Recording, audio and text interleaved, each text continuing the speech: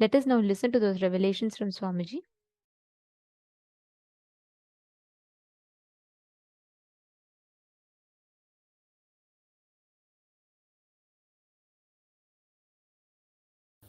I'm going to introduce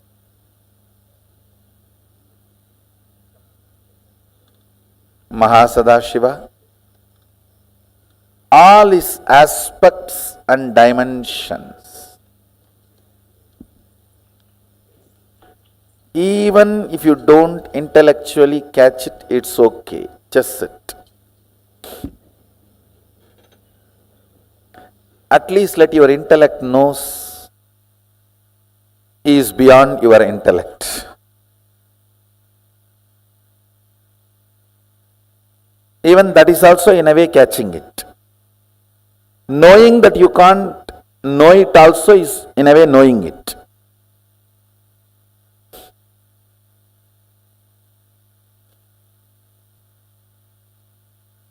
So you can see Sadashiva's, the way he describes himself in Agama with Adi Shakti. You can see him with 25 heads. I should say, head without third eye is head. The moment third eye is awakened, it's no more head, it's identity. Head becomes identity when third eye is awakened. Till your third eye is awakened, even if your head is cut, no use. Nothing is lost. Because nothing worthy is there in the head. Once the third eye awakens only, you become an identity. So, because your existence is needed. Your existence is needed for you, for society, for humanity, for the universe.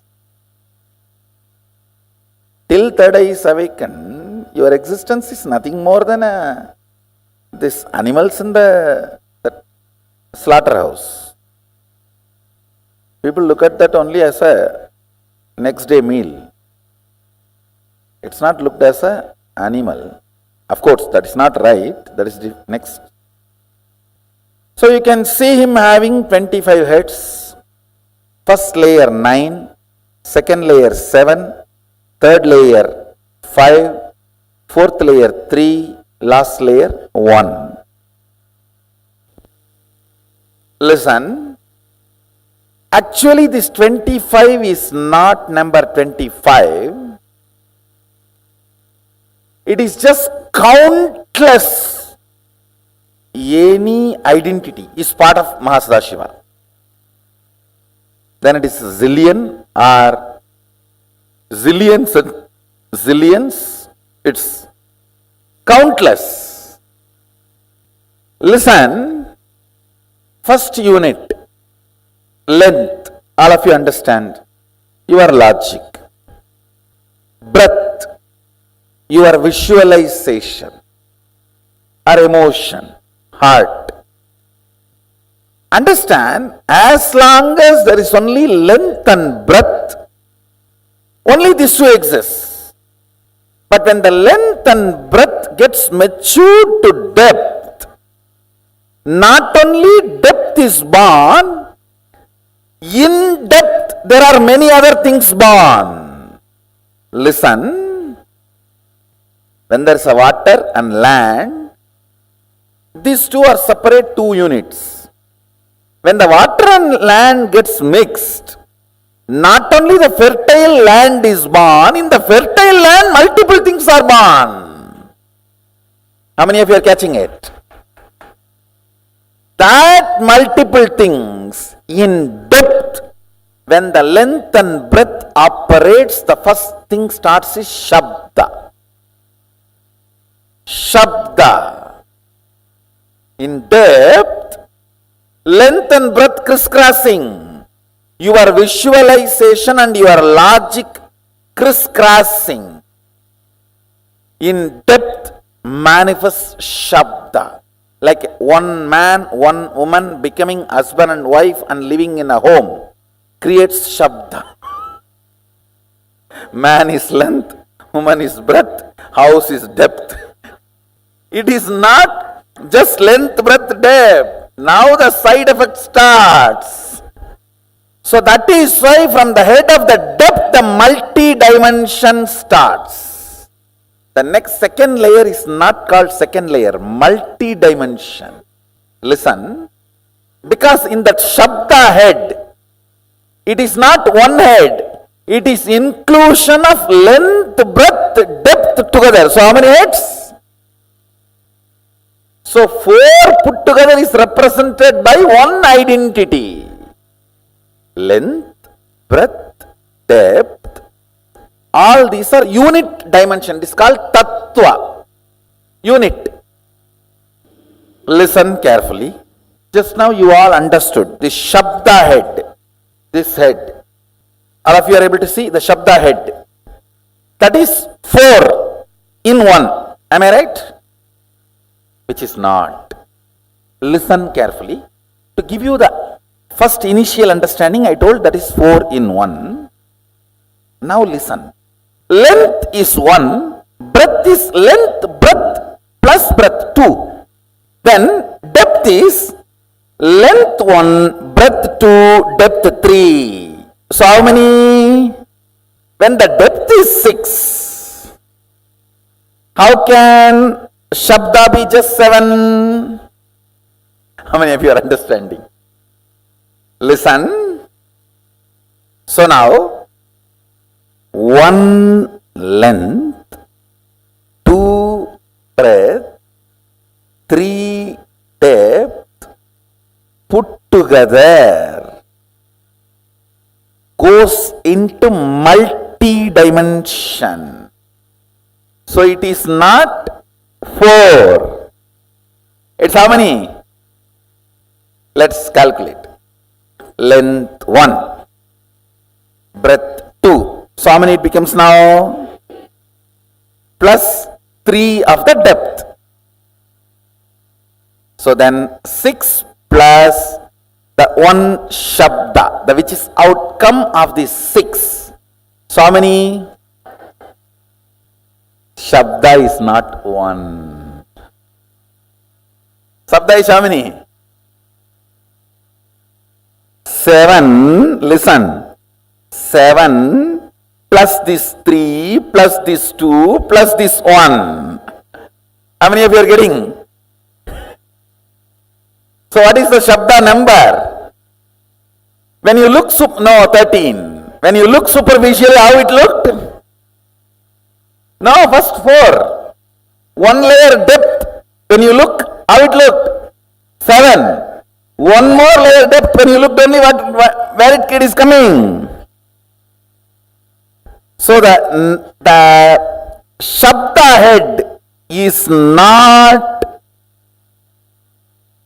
7. You see how it describes, when you look in the front, 9 faces appear. When you look in the side, again 9 faces appear. When you look in the back, 9 appears. When you look this side, 9 appears. Then it is round pyramid structure.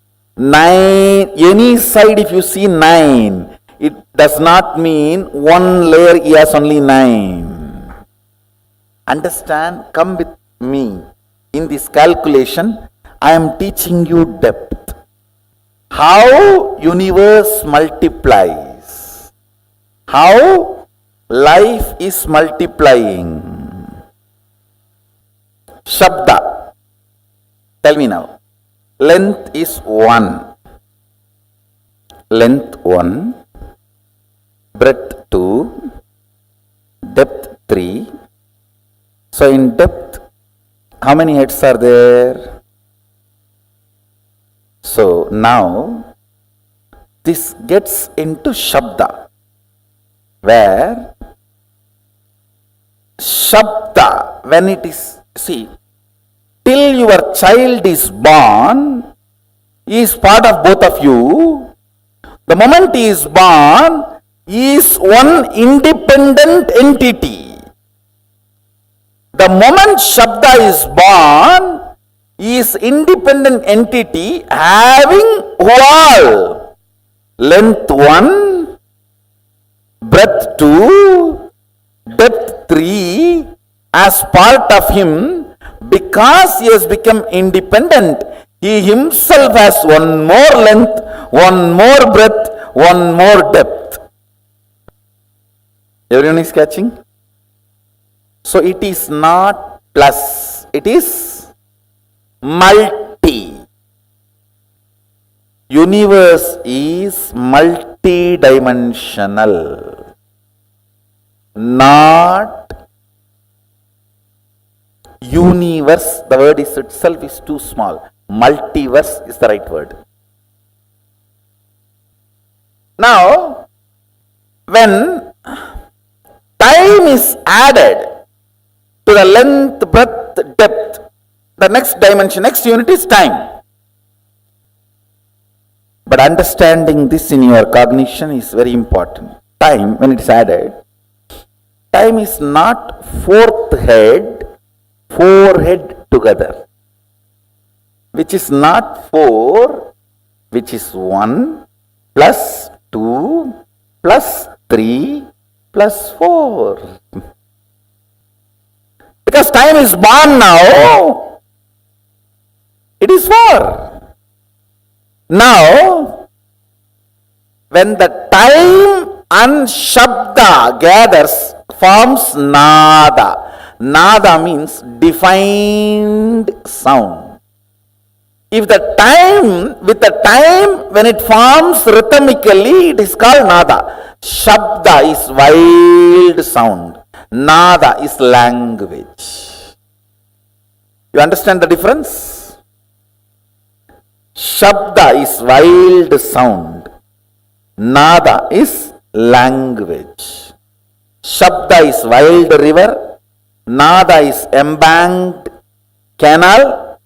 Nada kala is pure drinking water. I'll explain about that next.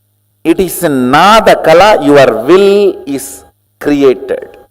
Understand, your will does not belong to a language. Sometimes even what you don't describe will become reality because it belongs to intelligence. See, when you create a will to manifest power, your wordings will never be adequate. How many of you understood that? The word you generate for manifesting powers, your will, the words you generate will never be adequate instruction. It will be like a legal document only. Unsaid, unforesaid, foreseen, unforeseen.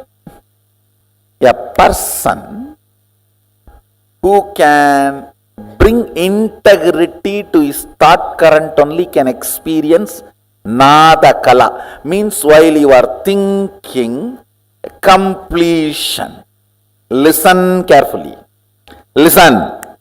While you are making a will to manifest power, if you are not comfortable and complete enough about the instruction you generated, and you are feeling very unstable, little incomplete, I don't know whether I did it right and am I completely creating the, all this, how many of you are having? That is what is non-integrity with yourself. That is why insistence on integrity. You understand, integrity is not morality. It is a spiritual power. Ability to make a clear will. Hey, this is it. Leadership, integrity is one and the same. Chastity and integrity is one and the same. Listen now. I am not asking you to practice integrity as a morality. I am asking you to practice integrity to define your Nada to Nada Kala. Means subtle purification in your thinking. Subtle purification in your thinking makes your whole body ecstatic. The Nada Kala. Understand, this whole detoxification is to raise your Shabda to Nada, Nada to Nada Kala. to bring you more and more integrated to your thinking. That's all, nothing else.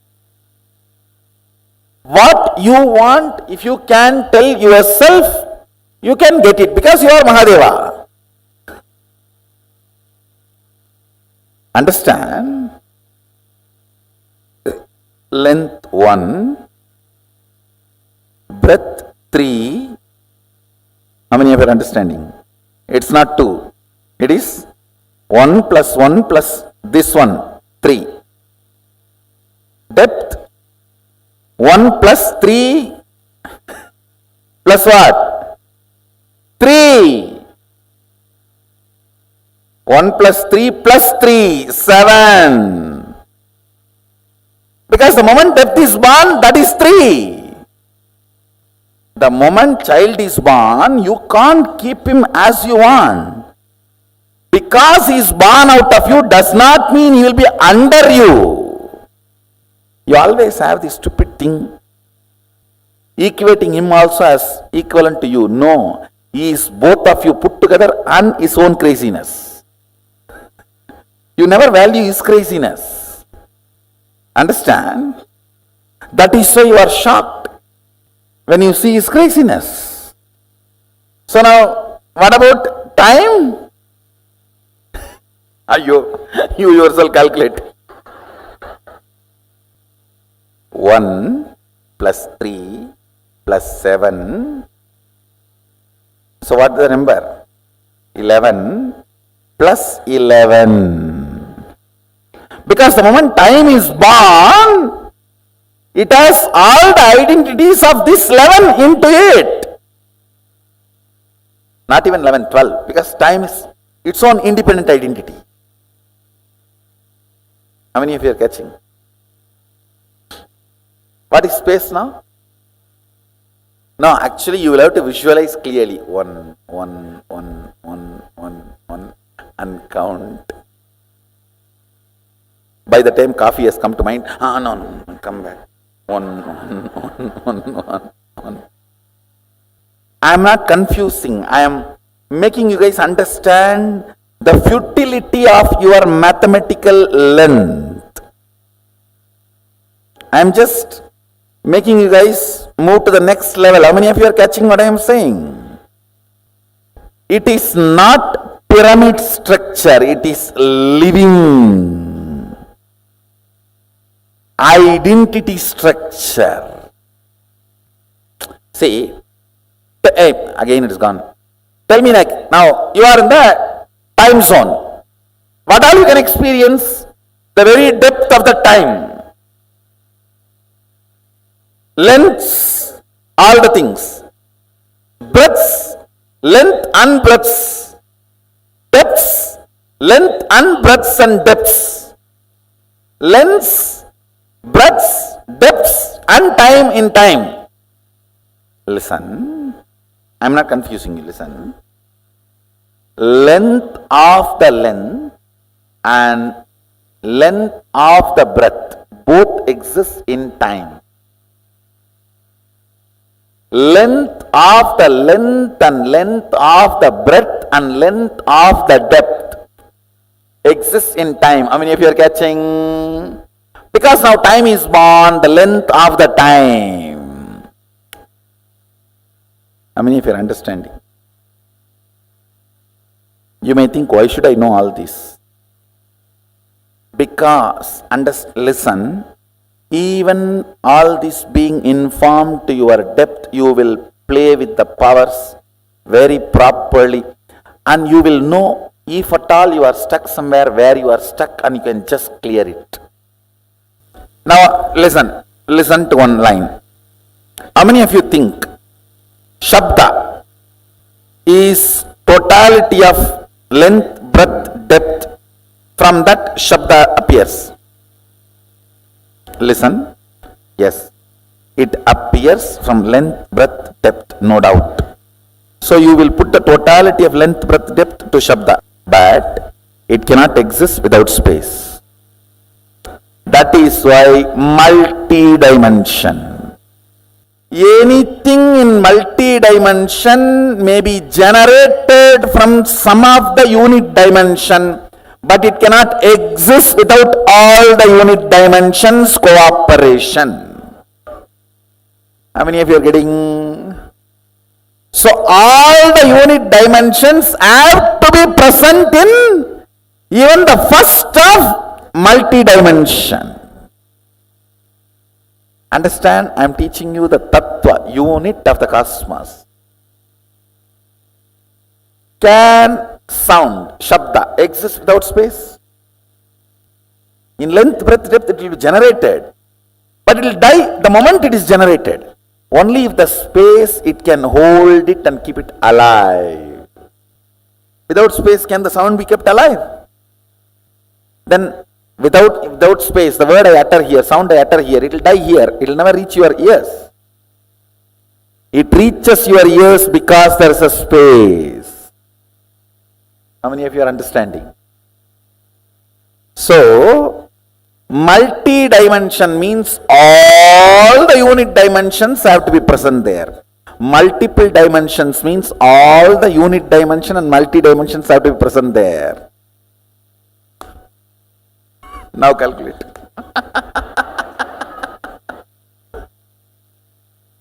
You are contemplating on Mahadeva and his glory.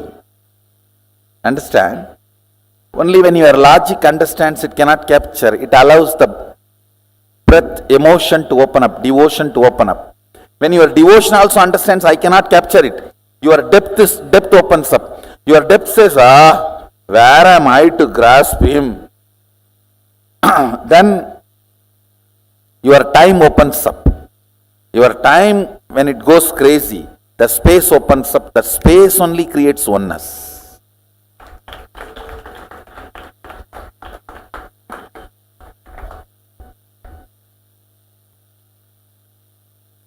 Listen, engaging with infinity is not to measure it, but to get disappeared, dissolved into it. So till you dissolve into it, you have to engage with it. You cannot say, oh, it is infinity, so I am sleeping. No. That is not. You have to calculate now. You have to engage with infinity. Oh, it is infinity, I came to conclusion I am sleeping is Vedanta. No.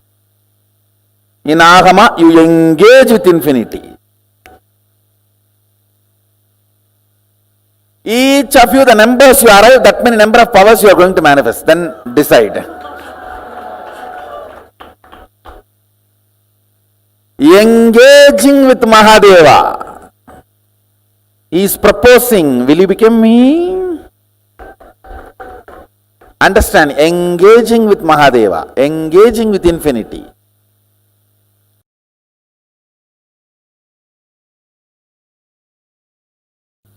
See, manifesting powers of third eye, like reading through your third eye, scanning through your third eye is power.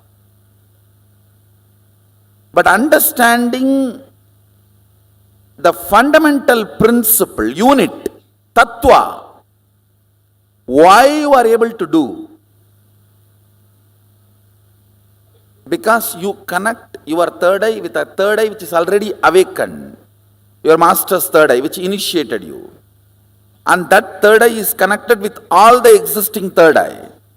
Then, the power you manifested through your third eye is not limited to your third eye. You can read through any third eye. That is what is powerful cognition. Understand? Now, if you have manifested 56 powers, one powerful cognition, you will manifest multiple 56 powers.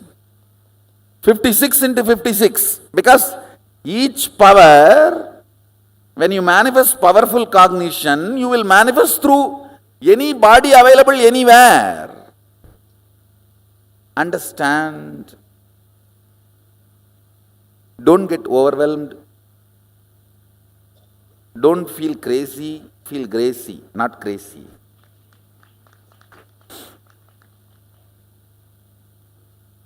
Don't feel this is too good to be true. Yes, it is too good to be true, but true. And don't come to the conclusion, these are all not for me. Even first power I am struggling with. Where is all this? Understand. Sometime you may not manifest in even one power, but one powerful cognition will crack in you and make you manifest all the powers, because you may be a person of length.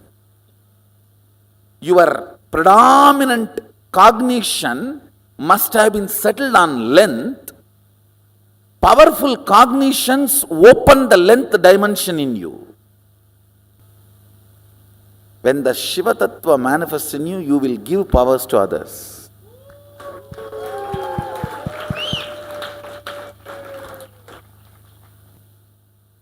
Powerful cognitions are the highest software with which your life needs to function.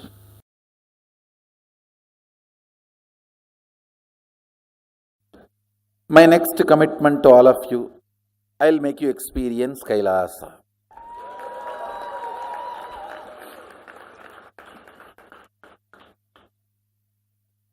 The very light of KAILASA removes all the blind spots in the beings.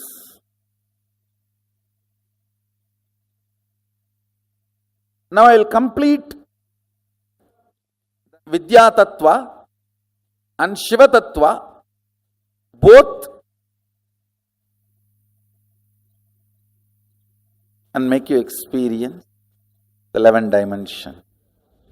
It is actually a game to make you understand and visualize each dimension, what all it consists, what it takes to generate and what it takes to sustain, what it takes to evolve.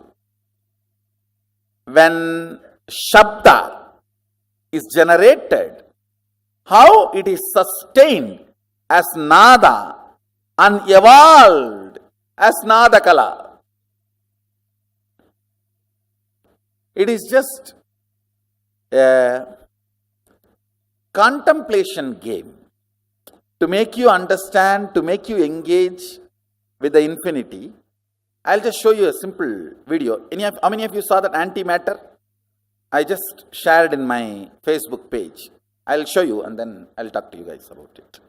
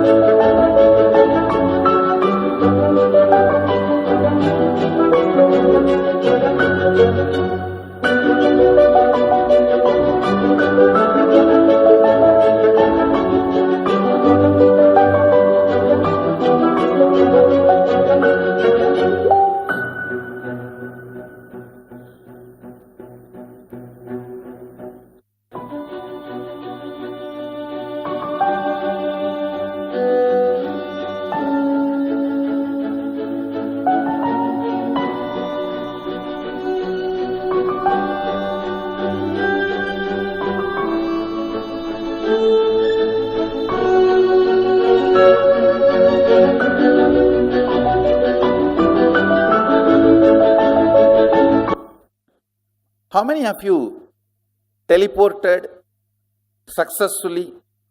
At least once, raise your hand. All of you already produced antimatter. Understand, only if the vibhuti here, bhasma here becomes antimatter, it can travel and settle down in any place and become matter. Listen, I'll project now. This other side is just antimatter. How many of you are catching? The other side of all the heads, avyakta.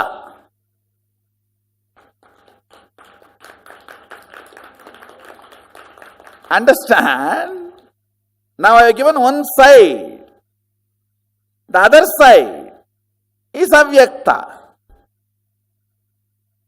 Avyakta means antimatter, unmanifest, which exists but does not have any of the positive perceptive qualities of this vyakta.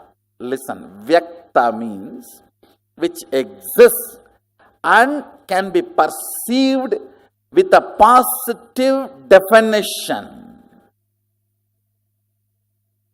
With the positive definitiveness which you can perceive is manifest, vyakta. I know, many are thinking, anyhow, vyakta itself I have not understood, forget about avyakta.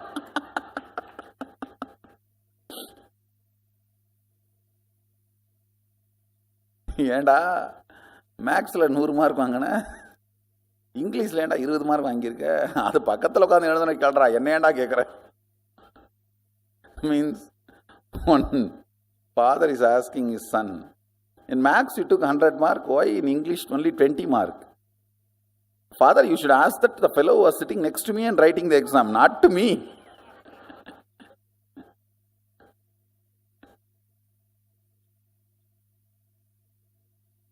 So vyakta itself we have not understood anything. Avyakta. Listen, what we call parallel universe, unmanifest, avyakta, the delusion component of Mahadeva, Throbhava, cannot be exactly translated as delusion. It should only be translated as ununderstandable, ununderstood, or unknown.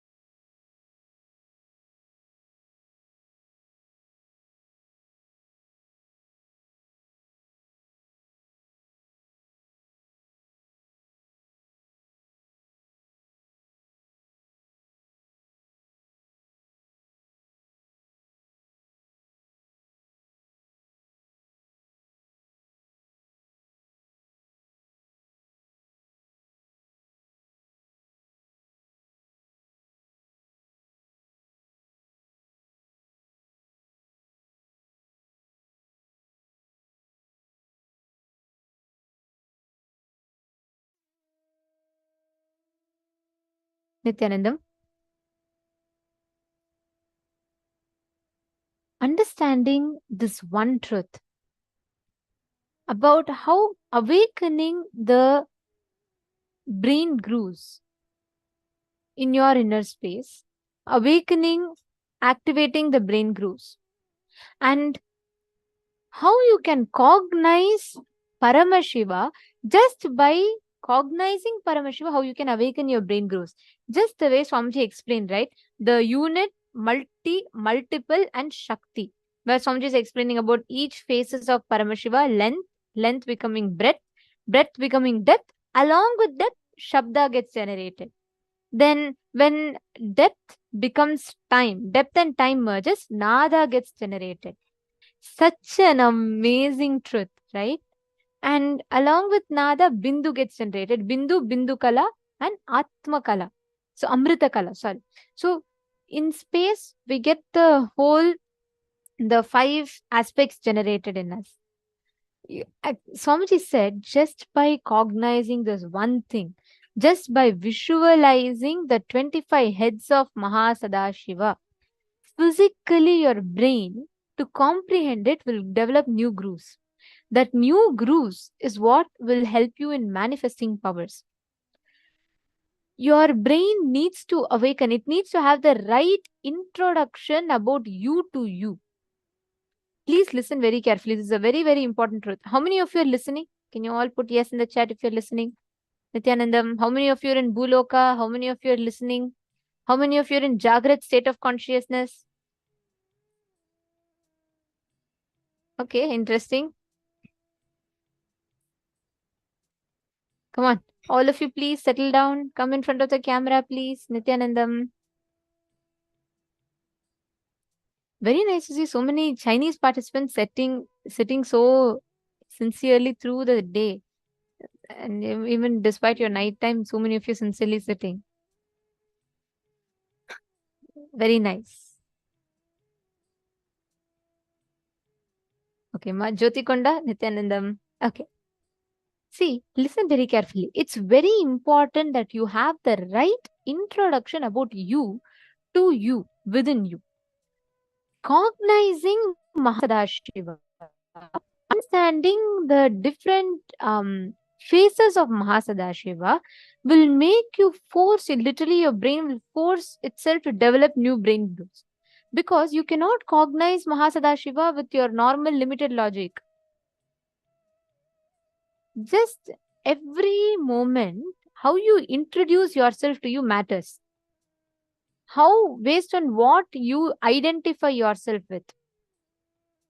That really matters a lot. It's a small story.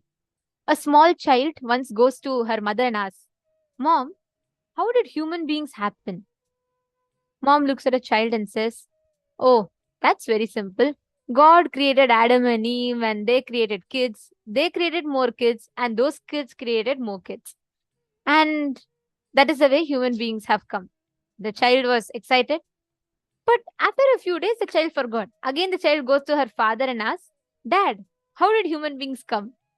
The dad says, he takes the daughter and he says, "Look, very simple, dear. Human beings came from monkeys long, long time ago.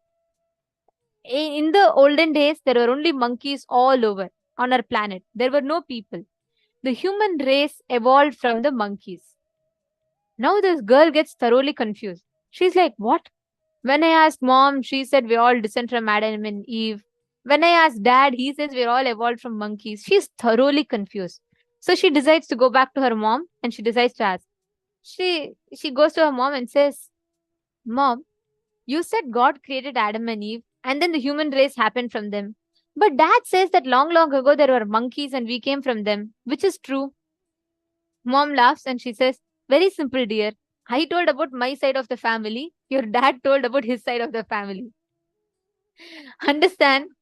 You can see yourself as a divine or you can see yourself as a monkey. But never forget, whatever you cognize yourself, it is your choice. You knowing about Sadashiva, you can either think, "Oh, this is my grand introduction." Or you can think, Oh, this is just about all the things that is, that's all. What is it? How is it relevant to me? Both ways, it is your choice. What you choose to cognize, how you choose to understand is totally up to you. But listen very carefully, be very clear, understand, cognizing Mahasadashiva in you. The Atma Tattva, Vidya Tattva, the Shiva Vidya that happens in you, it literally gives you the awakening, makes you deeply cognize about your existence as Mahasadashiva, and it empowers you, makes you understand the various aspects through which you can manifest Mahasadashiva. So every time you listen to this, either you can think, oh my God, what is all this Shabda, Bindu Kala, Amrita Kala, Nada Kala, what is Swamiji talking? It's going all over my head, I can't do this. That's up to you. It's like cognizing human beings as evolved from monkeys. Or do you want to cognize yourself as Paramashiva, the descent of the super consciousness?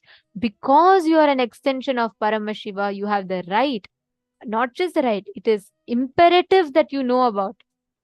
So that's an amazing truth that Swamiji is gifting to us. The whole Shiva Vidya, actually Shiva Vidya is given only to the most intimate disciples. Even Paramashiva gives Shiva Vidya to Devi.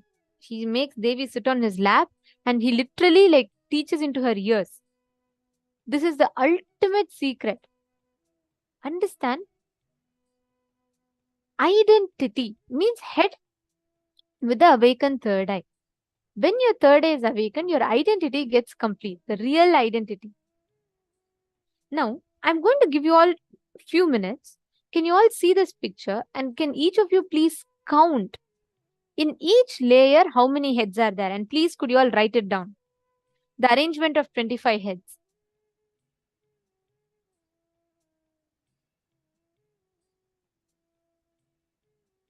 I request all the participants to please take a few minutes. Look at this image as shown to you all and pen down from there how many heads do you see? How many heads in each row?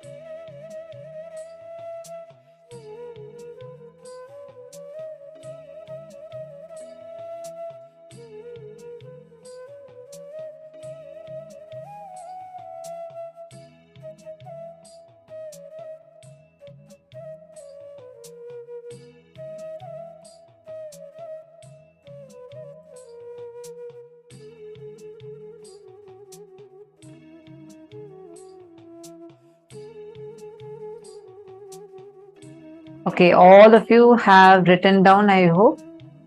See, many of you have already posted also. Great. Now, all the participants who have posted, yes, it's right. As you know, it's 9, 5, 7, 9, 7, 5, 3, and 1. So, that's the number of heads of Paramashiva in each of the rows.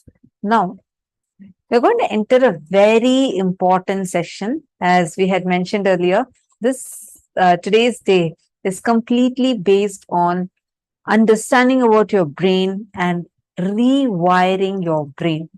Okay, I have a question. Whenever many of you see that there are certain actions that you do, like a pattern, like you are not conscious of it, you just do it. Like, for example, you want to go to your office, you just get into your car, you're aware that you're getting into your car, and after that, your mind is somewhere else.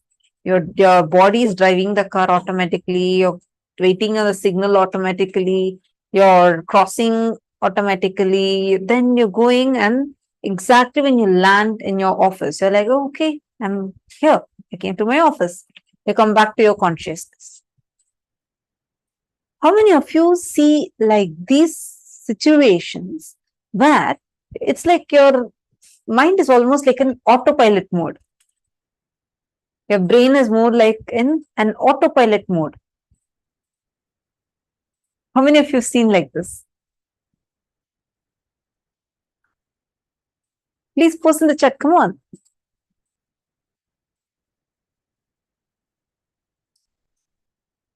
Great. Now, why this autopilot mode? It's not that it is wrong, but there are many patterns that are stored in this mode. Like, for example, you wake up in the morning, you take your toothbrush, like you just go, you're still half asleep, still not completely even out of the dream. You're still thinking about the dream that you just had.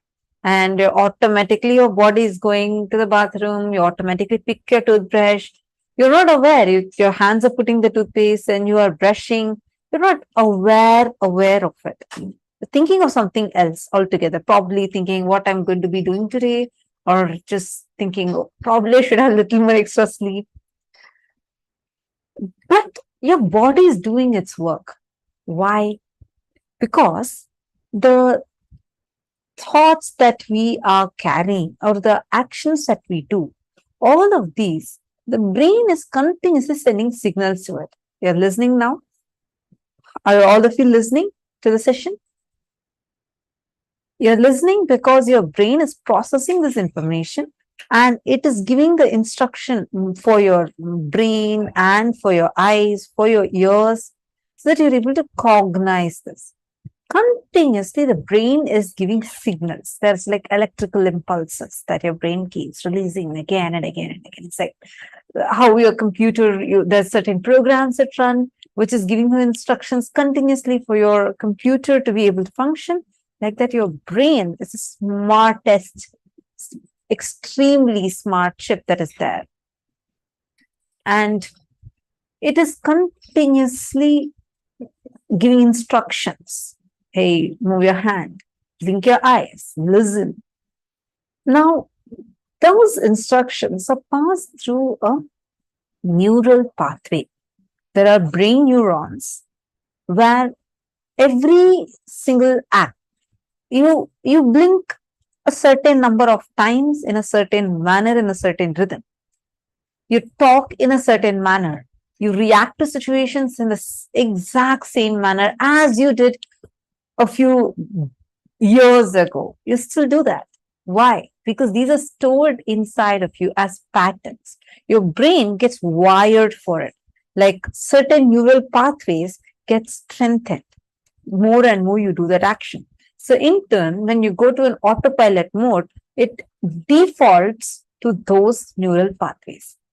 Today, Swamiji is going to be teaching us how to rewire, change these neural connections. How can we change how our brain functions? And is going to initiate us into this. Let's now listen to the revelation on rewiring of brain.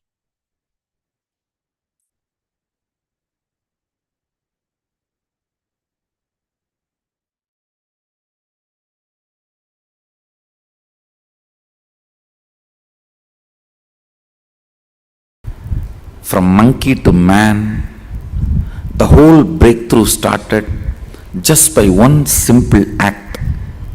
One monkey started walking with the two legs first time. Surely he must have felt very awkward. Other monkeys would have made fun of him. They would have teased him. A lot would have happened. They would have even boycotted him from the community. He would have faced social boycott, whatever. For some reason he decided to walk with two legs. Understand? That brought the first breakthrough. When monkey started walking with the two legs, the intense blood flow to the brain started going with less speed. Less speed means more possibility for the subtle grooves to develop. More subtle grooves means more subtle activities, possibilities opening up. Means more subtle abilities manifesting. That is the way the perception of consciousness became possible for the brain. Understand?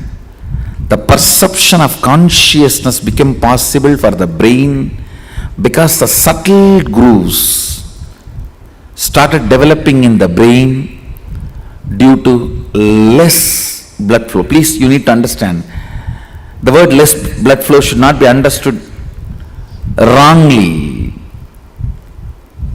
The speed and the force gushing, all that was less, but whatever is needed continued to be available. It is this simple act made the breakthrough of monkey to man possible.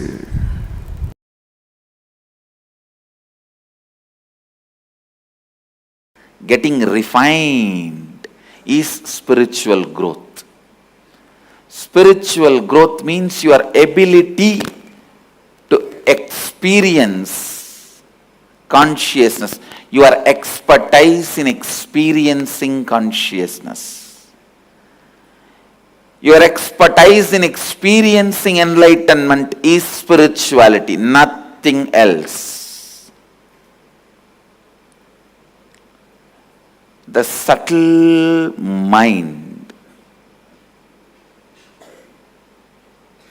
with tremendous awareness, the whole blood flowing into the brain, what your brain can catch as the experience of consciousness, subtlety of that experience, your expertise in catching the experience of enlightenment, pure consciousness, that defines how much you have grown spiritually.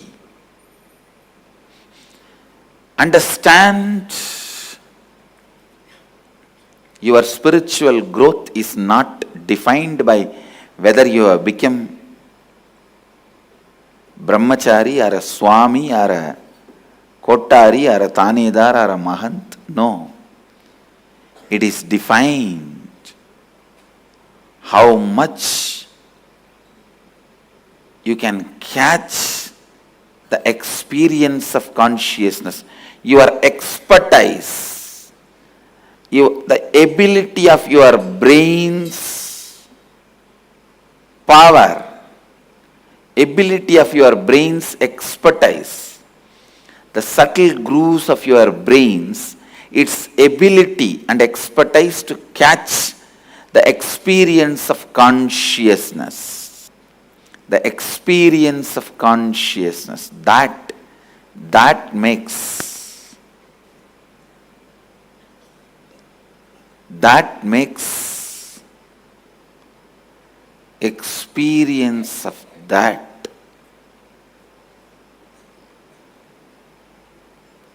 makes you spiritual. I tell you, all spiritual practices are just to develop that subtle brain grooves in you to catch the pure consciousness. Whether you sit in the banks of Ganga in silence in Haridwar, or you sit in the silence of Manikarnika, Mahasmashana in Varanasi, or you sit in the silence of Gomukh, Tapovan, understand, when your brain grooves, the subtle brain grooves, are able to catch the concept of consciousness, the spirituality is awakened in you. It's beyond body, mind.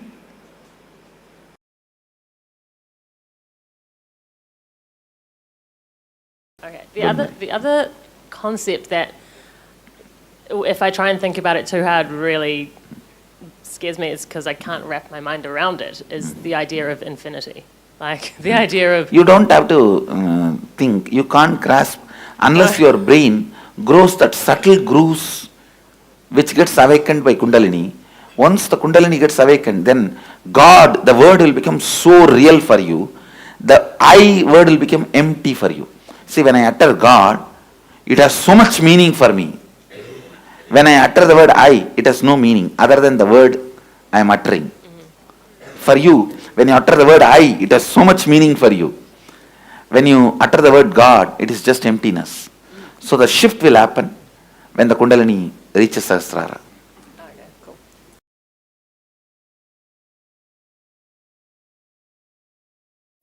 Every object creates some subject in you. When you see even the photograph of a food, well organized, idli, chutney, sambar, gongra, urga. If you are a non-vegetarian person, all those non-vegetarian items, the moment you see the photograph, something is triggered in you. It's one small example I am giving. I can give hundreds of examples. Whether it is food or lust, anything, or sacredness, even sacredness.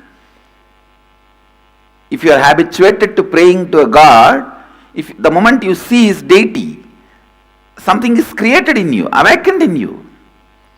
So each object creates certain subject in you. And if there is an object which has awakened subjective truth in me, I can use that same object to awaken that same subjective truth in you. Master is a person in whom the subjective truth has become reality. Shivoham, the highest subjective truth, becomes reality, and whatever objects made that experience as reality in him, he can use that and make even your subjective reality awakened. He can give you also the same experience of Shivoham. Listen, whatever experience he achieved, he can awaken that same in you. Understand the subjective truth Shivoham can be awakened by the external help like yantras, mantras and Kundalini initiation. I am introducing this science to the world.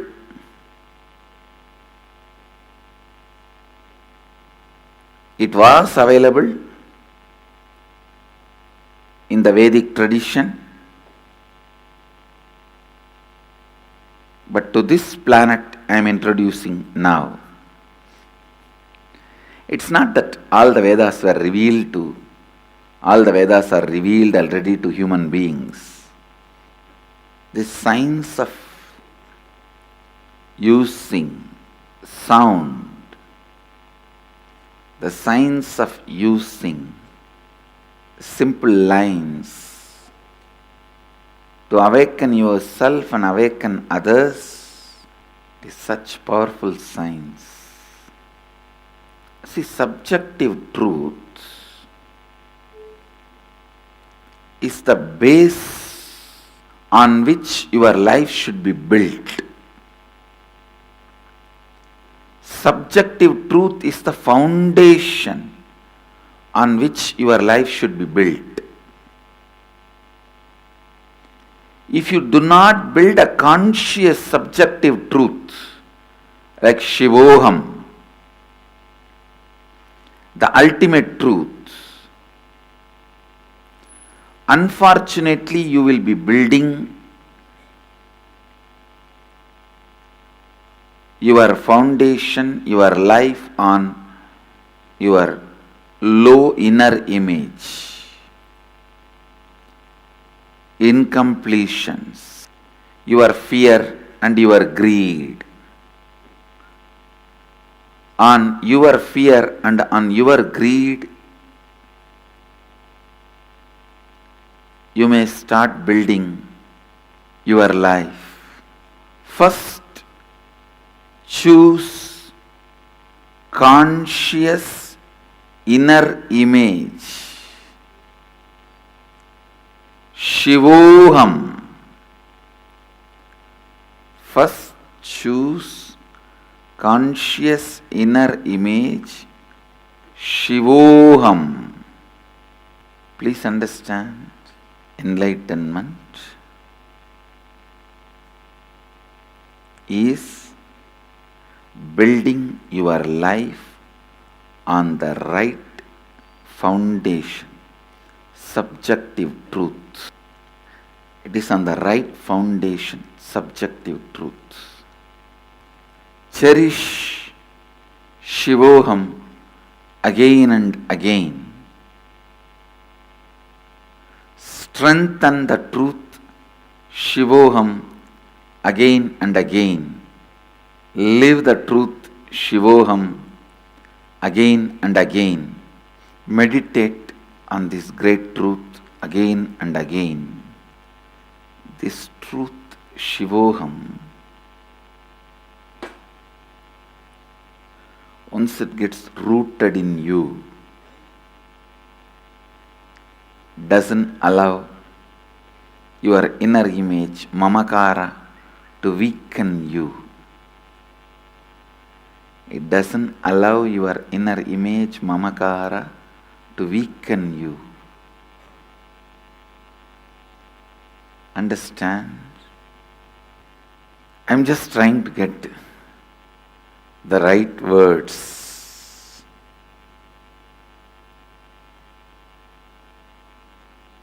How this whole truth can be explained to all of you in simple terms, in simple words. How the whole truth can be awakened in simple terms, in simple way.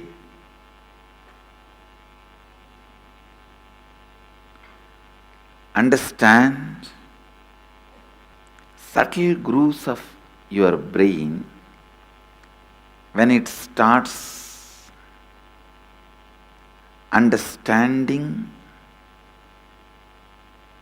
the happenings inside you, it can understand any mathematics, any science, any chemistry, any geography, any history. See how you remember your past, the same way only history is written. That is a formula of history. How you remember certain facts exaggerated, certain facts neglected. Same way, mathematics.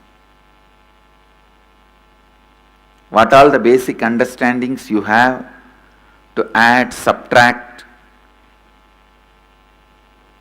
multiply, divide.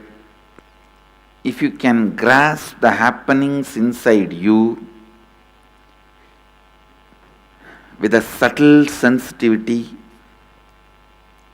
you can grasp any happening outside. As I said, whether it is geography or mathematics or history or science or chemistry, biology, everything in the outer world you can understand if you can grasp the subjective truth. That is why I am saying the subjective truth, you need to let it sink in you, get soaked in you. Let it be soaked in you. Let it sink in you. Just like how food, sex, all this becomes a bio-memory of ordinary man, this Shivoham, experience of enlightenment, should become bio-memory.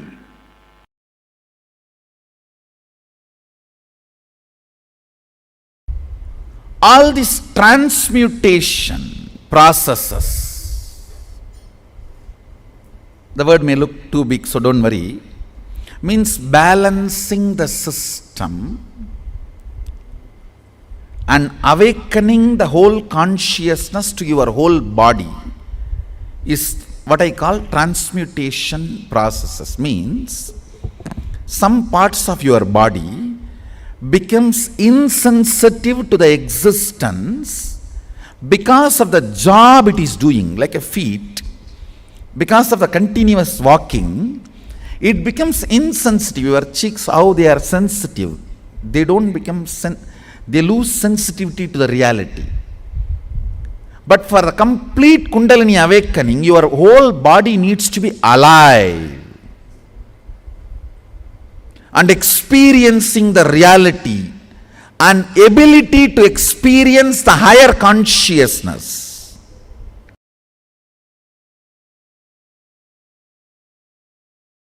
What is possible and not what is not possible is defined as part of the language. Rajaji, from my experience I tell you, all the people whose mother tongue is the language with multiple option words, for example, just for this one, Sanskrit may have 300 words. The multiple option word mother tongue people have a very high developed brain grooves. From my experience I saw. So in a way I will say, for example, if you utter a word cow, and the time it takes for the English person to grasp the visualization of the cow, and a Sanskrit person, ko, and the time it takes, at least 100. Means the person who knows the Sanskrit catches it less than 100th time with a more precision, because the words there is wide option. So brain by its nature requires to be in high alert when you handle that language.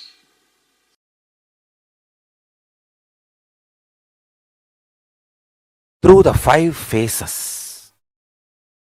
Paramashiva does manifestation, maintenance, rejuvenation, pulling out of delusion and liberation. Satyojata, Tatpurusha, Vamadeva, Ahora, Ishana. These are the 5 phases. He resides in his Supreme Paramashiva Swarupa as Ajomuha or Adhomuha, unborn, beyond form, formlessness. Is Paramashiva Swarupa. That Paramashiva Swarupa manifests with these 5 phases as Sadashiva, Tatpurusha, Vamadeva, Ahora, Satyojata, Ishana. 5 phases he manifests and does the Panchakritya, Srishti, manifestation, Sthiti, sustenance, Samhara, rejuvenation, Trobhava, pulling out of delusion, Anugraha, liberation. Understand? He does all these 5 jobs.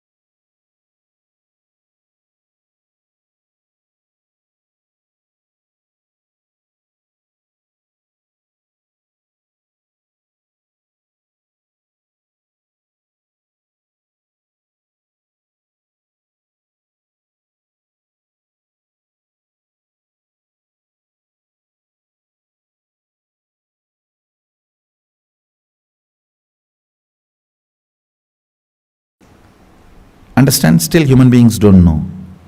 To store electricity without reducing its intensity. It is still a blind spot for human beings. Because from the ancient texts, when they translated and tried to grasp and grab, these guys who were trying to grab and grasp, their brain was not that evolved.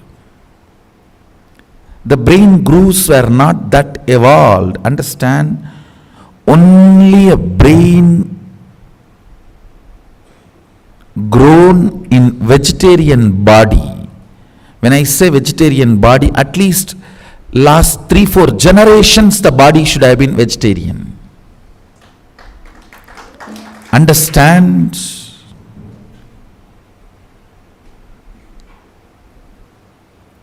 I am not trying to create any conflict. As a scientist, I have to tell you the truth. If you are born from a family where hereditary vegetarians, you are the most blessed body. You have the best body for this kind of experiments.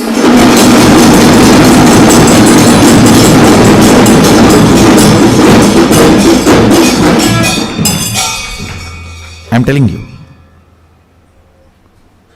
I am not trying to put others into depression, and I am not trying to put others into low mood and all that.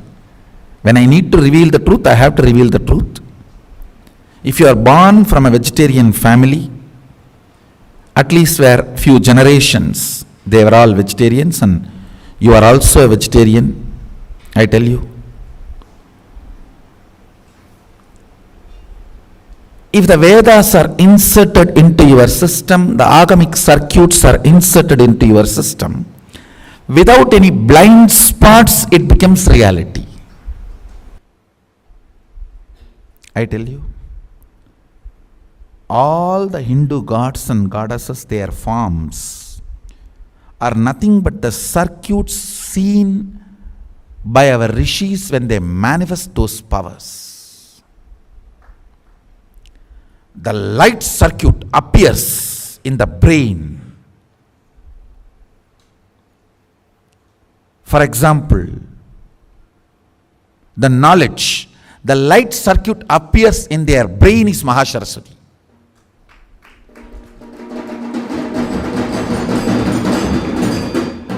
So the same dhyana sloka which they delivered, if you meditate, that same light circuit will be awakened in you.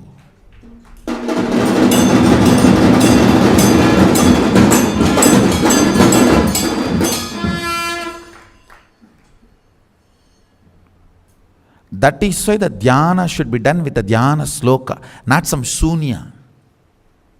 சொந்த காசில் போயடா சூனியம் வச்சுப்பீங்க. இருக்கிற சூனியம் போதாதுன்னு எவனோ AV விடுறான் சூனியத்தியான். All dhyana should be done with the dhyana sloka.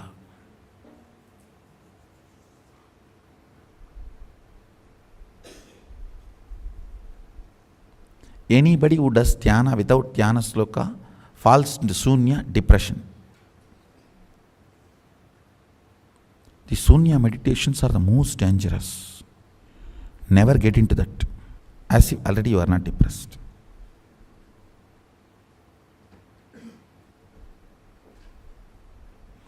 It is like a pig feels too dirty smell and puts the nose into the drainage. Only if you take the face out, head out, the nose can smell the dirty smell. So put the nose into the drainage, no smell is felt, you see. That is what is depressed people putting themselves into shunya meditation. Understand? What I will call an organic brain, you know. When you read a dhyana sloka and understand, just if that form you are able to carve it in your brain without missing a leg or a hand or a neck or a ayuda or any part, you are an organic brain.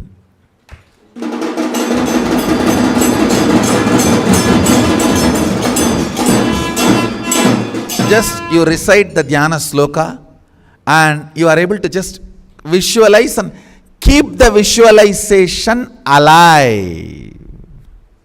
Your brain is organic brain. Even Nirahara Samyama helps in a big way to make your brain into organic brain. If you do Nirahara, your ability to retain that energy circuit of dhyana sloka in your system drastically goes up. That is why upavasa during the vratas, and as you are asked to meditate with upavasa, with less food or less job for the stomach, you will be able to, your brain is capable of retaining the energy circuits and manifesting the powers. That is why the higher the energy, more hands and more heads are described, because your brain needs to hold on. Your brain needs to grow such subtle way. I tell you, on banana leaf, apply the ghee and eat the pure Kaveri organic ponni rice. The ability of your brain to grow subtle grooves, an ability to hold the higher understandings and visualizations. It is not a joke. 47% of Indian IAS is from Tambras, one organization. You think it is an accident? And 50% of Microsoft is Tamil, Telugu, Kannada Brahmins. You think it is an accident? In my days, what was my entertainment? The elders will read Mahabharata and tell the stories. That intensity, my brain can keep it as continuity for whole, however long I want. My brain will not be tired, my body will not be lethargic. Intensity kept continuity is usage, intensity not kept continuously is abusage. This is the definition in every level. Go and work out this definition in every level. Any brain grown with the entertainment of intensity continuity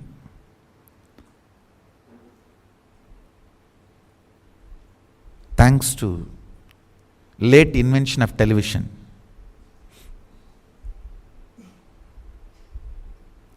If I am revealing the power manifestation science to all of you, thanks to late import of television. Our kids should be taught by reading the Dhyana Sloka, visualizing the deities.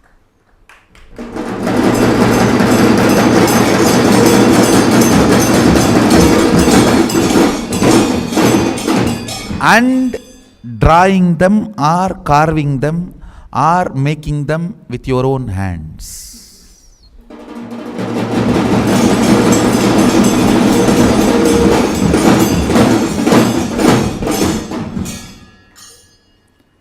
Biology is you, chemistry is the Dhyana Sloka and visualization, making them or carving them or painting them is physics.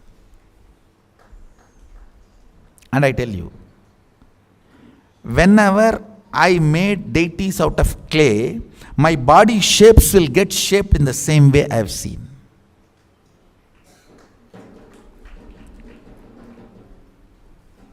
I have seen that happening in my life.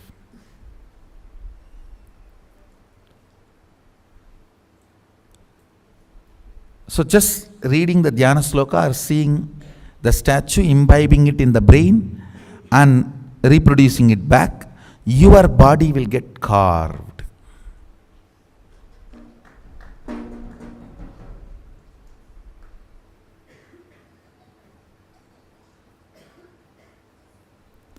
These are all the ways.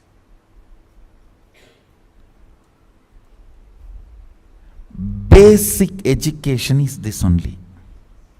This is what is called primal education, not primary education. Primal education.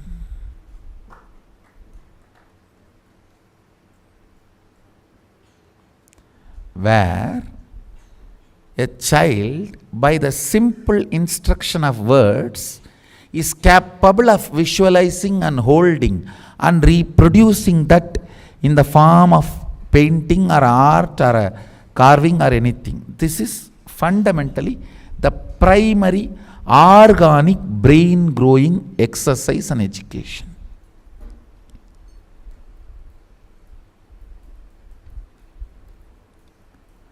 This kind of brain can cut across chemistry, biology, physics, anything, geography, anything. See, fundamental of the Vedic education is the. D means capacity to cut across and understand anything in the universe. That is what is given to you as an initiation as Gayatri. Bhurbhuvasvaha tat saviturvarenyam Bhargo devasya dhimahi diyo yo na prachodayat. Let me meditate on that which awakens my the ability to cut across everything and see.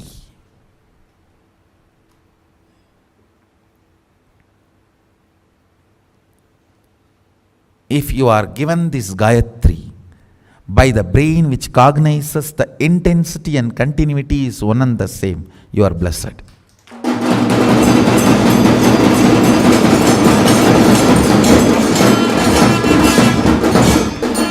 Because this seed will work in you with this Saktipada. Intensity and continuity is one and the same.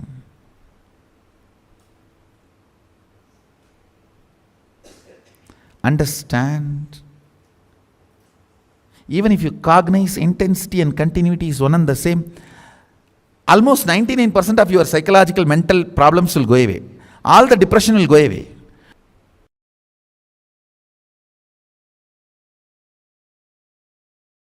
When your body is filled with sexual hormones, especially when your body is getting sexually matured, between 14 to 21, if you do the tyaga of sex, between 14 to 21, renounce sex, I tell you, you will build the best body and mind, and the kind of the natural selection process your DNA will go through and the kind of a system you will build, oh God, you will have an amazing capacity to receive information, process and make decision. Something called the Meda Buddhi gets awakened in your system. Brain develops some most subtle grooves which receives information from multiple direction, processes them and reveals the reality and gives you the decisions, I tell you. Anyone renounces sex and sexual fantasies between 14 to 21.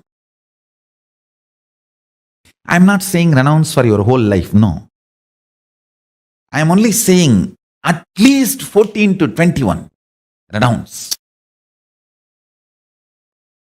Your DNA will go through its natural selection process with a quantum jump. It knows what kind of a jump it need to take, especially the cognition with which you sacrifice sex. That powerful cognition will attract multiple powerful cognitions from cosmos and insert all of that powerful conscious decision making in your cognition, in your conscious decision making system. You will create such an amazing body. That is why celibacy between 14 to 21 is called science of living like God, Brahmacharya. Science of living like God. After 21, I am telling you, till 60 give birth. 3 kids per 2 years. Need to give more birth. I am not saying be celibate forever. But this 14 to 21, when that whole gushing happens, you see, your internal organ, intra-organ, everything develops the way it is going to respond. That it's almost like your inner software gets written. That 7 years. During the time tyaga of sex does something extraordinary to your body internal organ, intra-organ, and superconsciousness. In every level, the Tyaga, actually Tyaga is not moral lesson, it is a scientific lesson. In my Gurukul, Tyaga should be added under the classification of science, not moral. It's a science of living, not morals of living. No.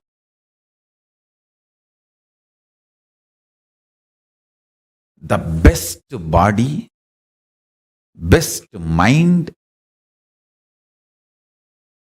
you manifest with Tyaga.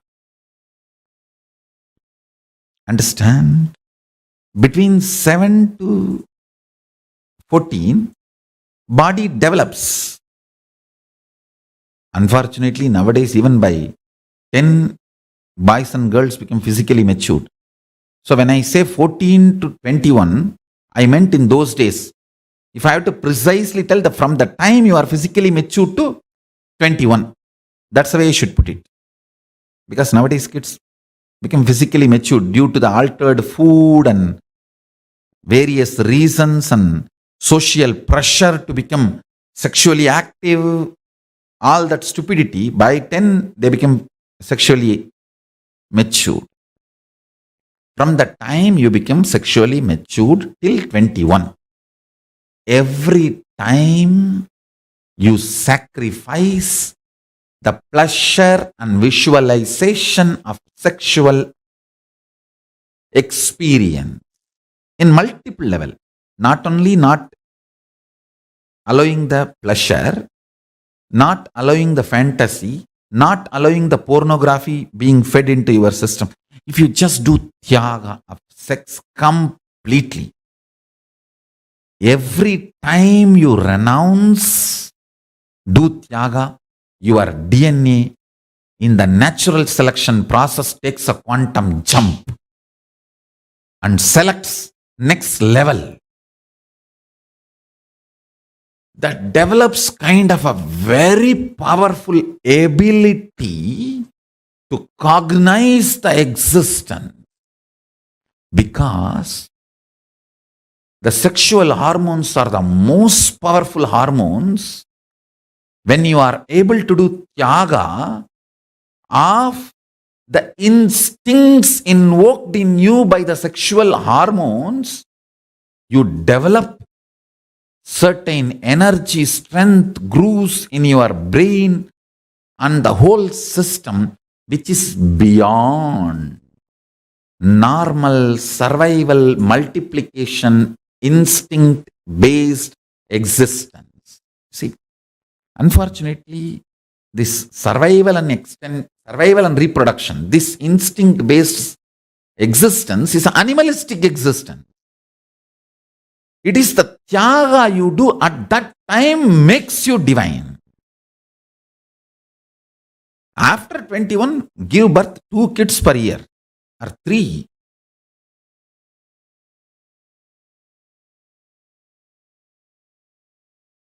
It is necessary you to evolve a brain, completion, patience,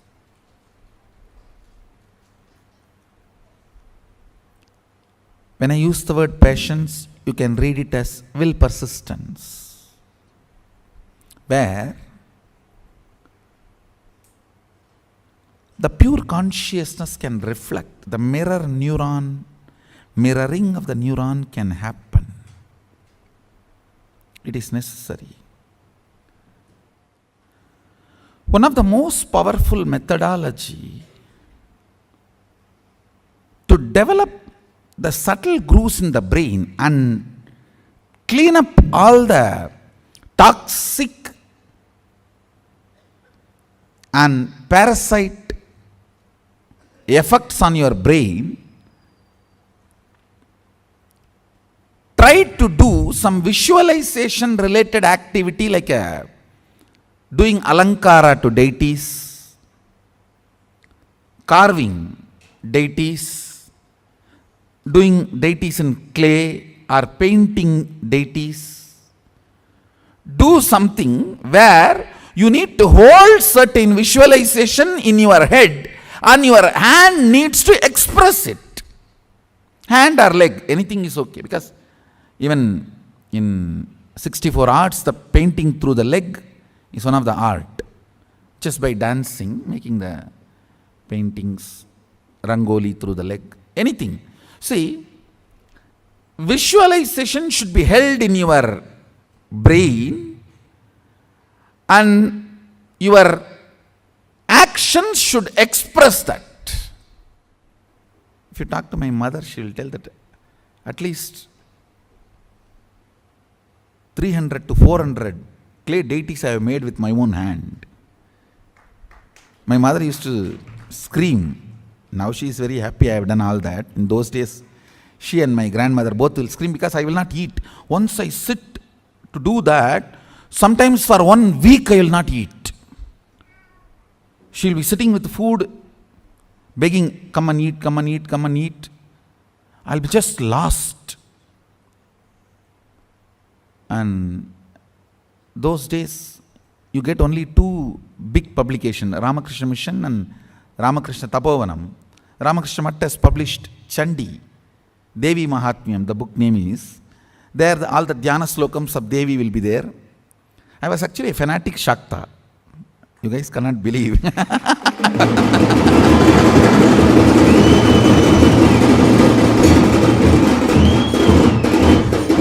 No, not that I hate Shiva, not that, but very fanatic Shakta means I'll pick up only Shakta books, Shakta deities and make only Shakta everything.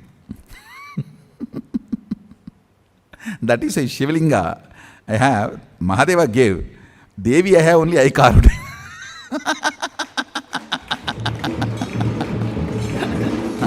All the lingas I have, not a single linga I made. It's all given by Mahadeva. All the Devi I have, I carved it.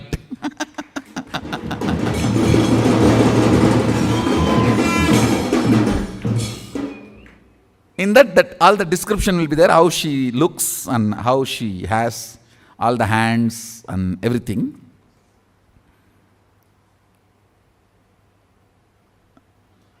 I'll get Ramakrishna Mission books. In that only the Dhyana Sloka and the Tamil meaning will be there. And after making, I'll get Gita Press books. Gita Press Chandi will have the diagram also. I will not see the diagram before making.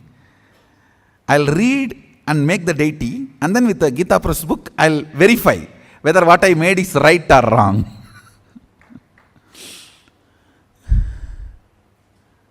In those days, only 2-3 of these publications you will get. And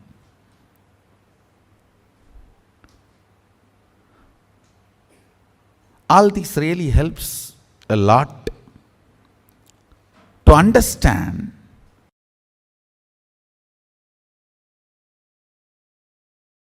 like Sri Chakra, Sri Mandala. There are many mandala structures which are just by staring at them, your DNA structure will get aligned to that. And certain power manifestation will start happening in you.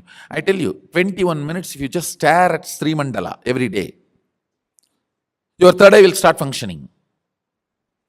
Because that Sri Mandala itself is so beautiful, it directly represents the cosmic DNA. The cosmic DNA is in the Sri Mandala, Sri Yantra, Sri Chakra, with the 43 triangle and 2-layer lotus and 3-layer avarana.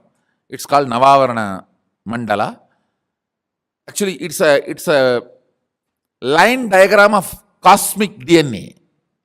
So if you stare at that through your third eye, your DNA will get aligned to the cosmic DNA. And you start manifesting powers.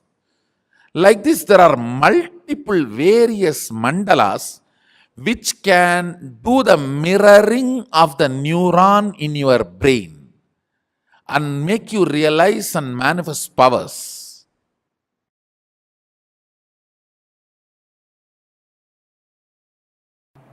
I should tell you, biggest enemy in your life is taste for anti-life.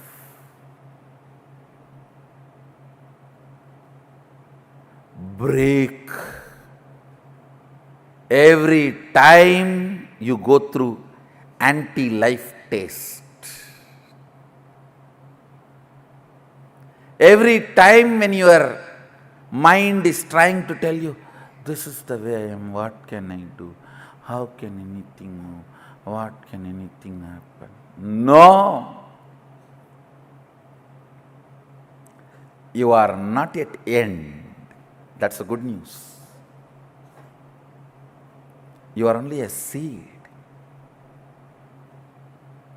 As long as you consider you are only a seed, you need to manifest you are Sadashiva. Because, understand, Sadashiva constantly considers himself as the seed which need to manifest, yet to manifest, yet to manifest. Even after manifesting this whole Jagat.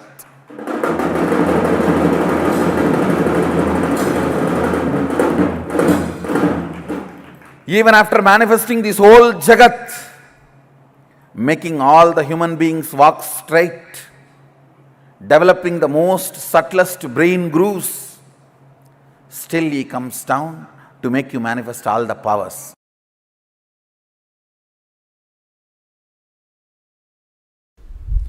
Recognizing makes you manifest the state of Sadashiva. Understand? State does not need to be achieved, you have it. If Sadashiva is 100 unit integrity, you have 100 unit integrity. He is integrated to Turyatita, you are integrated to Sushupti, that's all. But the integrity unit is same. Recognizing the integrity to Turyatita builds an extraordinary, beautiful brain grooves, is equivalent to recognizing $1 billion is more worthy than the bag full of pennies. That recognition is what I call recognizing.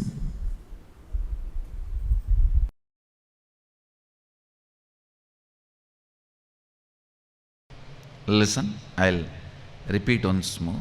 Alchemy is nothing but using the 11 dimensions of the universe, tuning the 25 states of consciousness and achieving, radiating the 5 aspects of Sadashiva.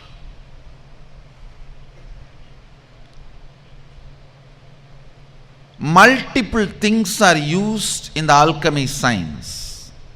It starts from preparing the ground on which the meditation, alchemy process is going to happen. From there it starts. A solidified mercury. Mercury solidified without chemistry, chemical being added, just by the energy, means an enlightened incarnation, his body is capable of dismantling any molecule and assembling it as any other molecule in any place and space and time he wants. Understand? An enlightened incarnation is capable of dismantling any molecule, assembling it back as any other molecule or same in any place, time as he wants. With this power, dismantling the liquid form of a mercury and retaining its Mercurian quality in it, assembling it back as solid I don't know how much of you. This is what is science of solidifying mercury. In this body I did this 3 times. One is under the Dakshinamurti, one is under the Bididi Garbha Mandir, present Garbha Mandir. One is under the Vaidya Sarovar, Nithyananda Lingam.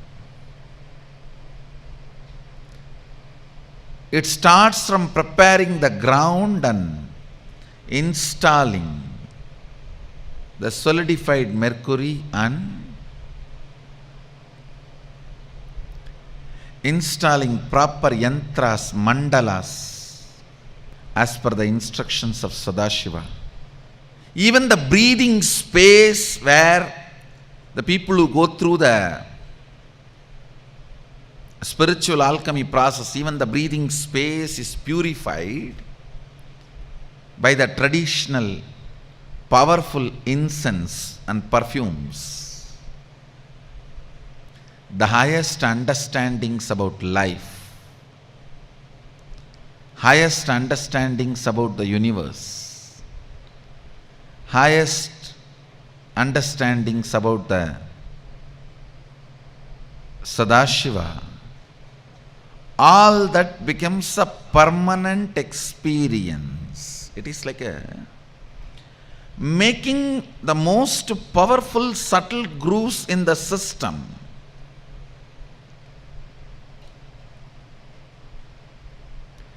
Making the most powerful subtle grooves in the system, which can retain the subtlest but most powerful experiences of Sadashiva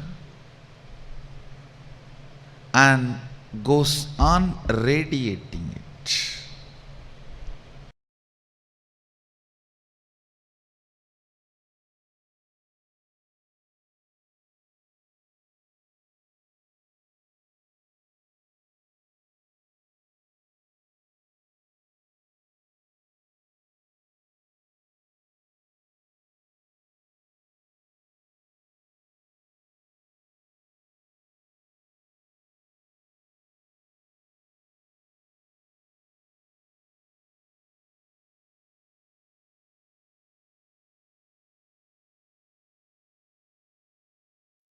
There's one truth that Swamiji revealed about rewiring the brain is one of the most practical and most easiest way you can experience the awakening of your brain grooves.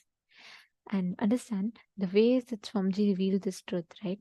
The experience, the manifestation of this experience, the paratva, actually awakening the brain grooves. When you manifest powers, when you manifest the powerful cognitions, the experience that happens in your system, inside your system, is awakening of the brain grooves. Literally, your brain expands, your whole brain feels alive, awakened. That experience is what happens when you awaken the brain grooves in you. And what Swamiji revealed in this session for all of us, such a beautiful, like only Swamiji can map amazing truths in the most beautiful way. Like Swamiji said, the spirituality is defined by how much you can catch the experience of consciousness.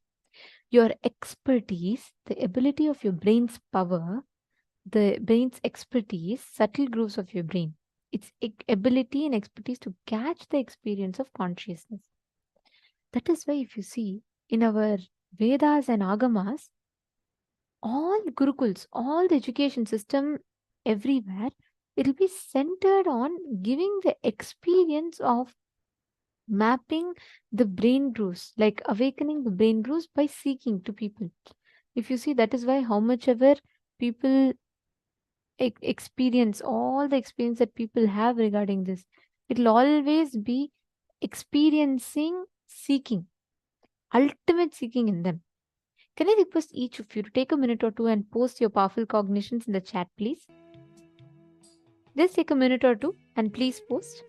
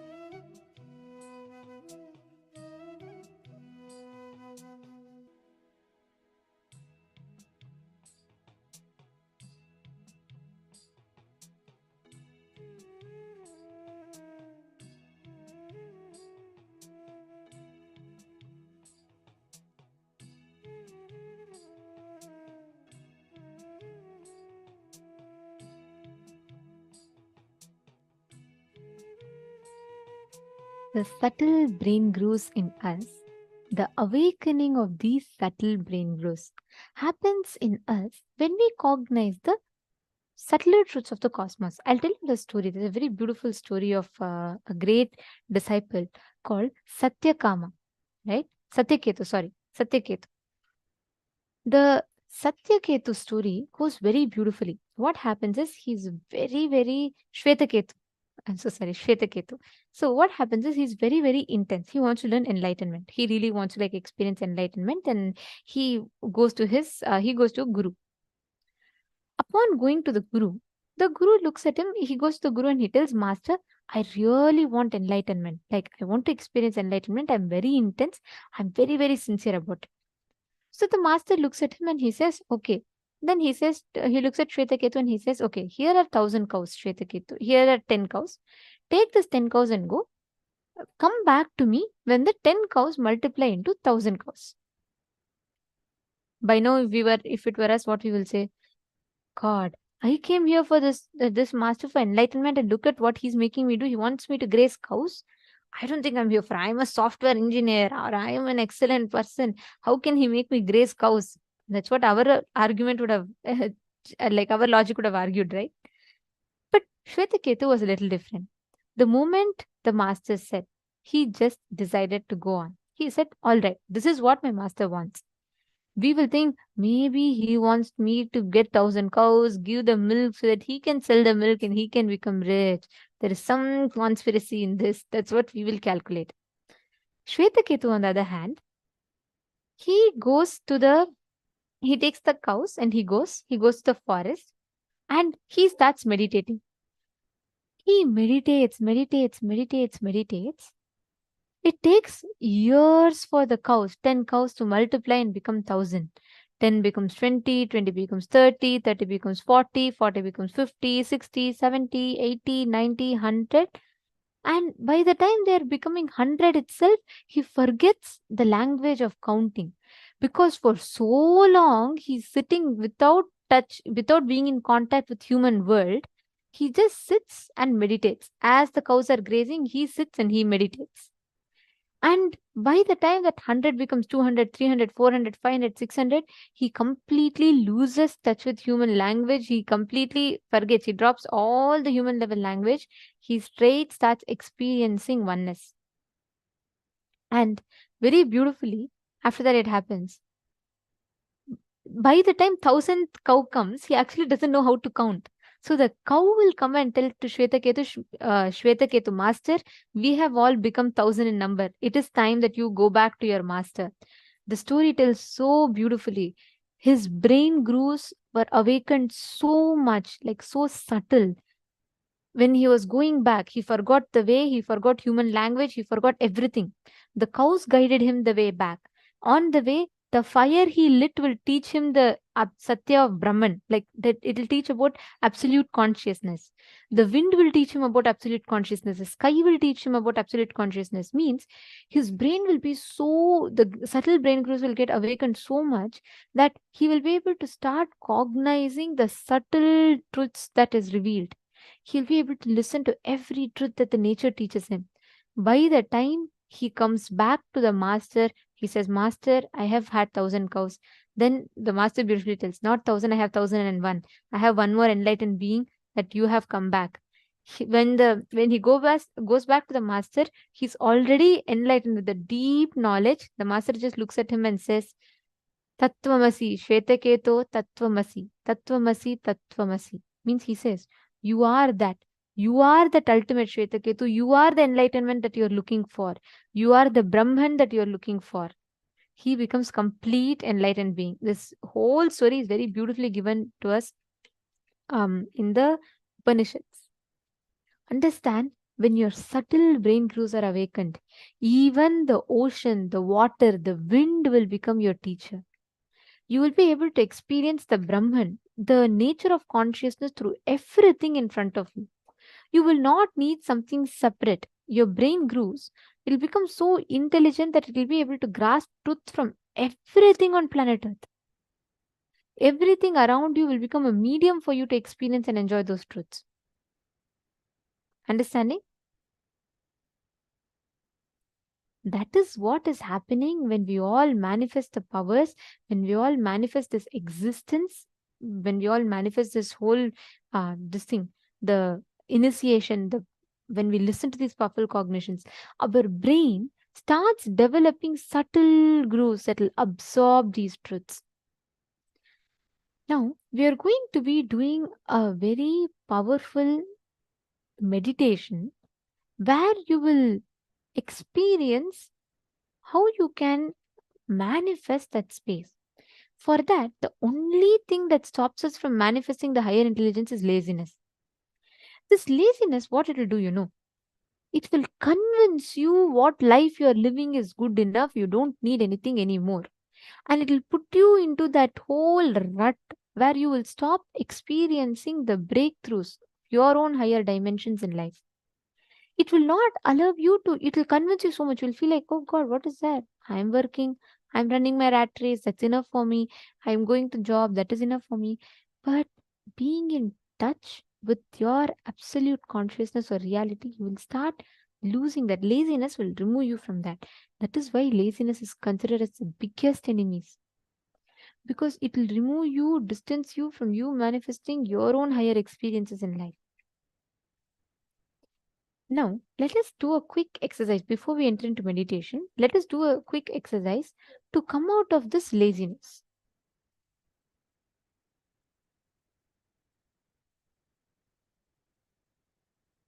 Please write down 5 instances where you started something and broke it the second day itself. See what is the exact laziness, exact pattern of laziness coming in you. Just take a few minutes and please pen down.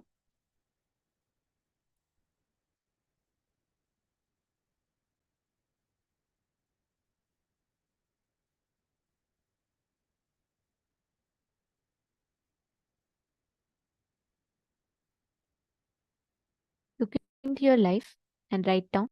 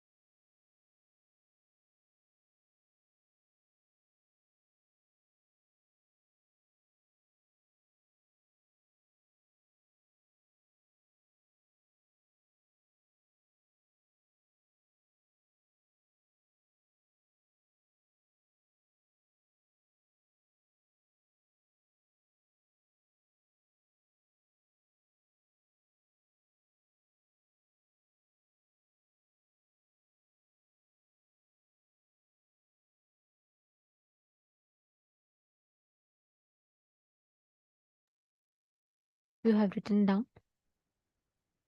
what you are, wherever the laziness is stopping you. Now, there's a very, very beautiful meditation process that Swamiji will be taking us through for all of us to experience this awakening of the brain growth. Now that you have completed with the laziness pattern, just bringing your awareness in that area is enough. Just shedding awareness in that area is good enough. That itself will walk you to the breakthrough. Now, that is, listen to this revelation, and I request every one of you to do this meditation process. Please sincerely sit and do the meditation process.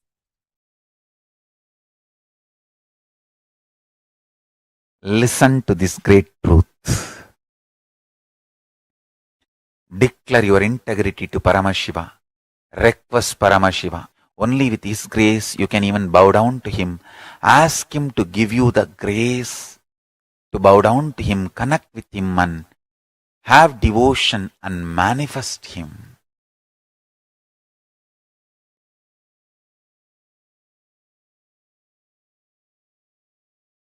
That's enough.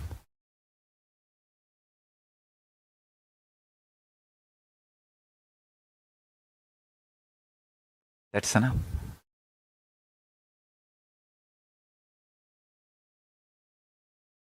He will manifest and bless all of us. So now, sit straight. Let's dissolve into Paramashiva. Let Paramashiva manifest now in all of us.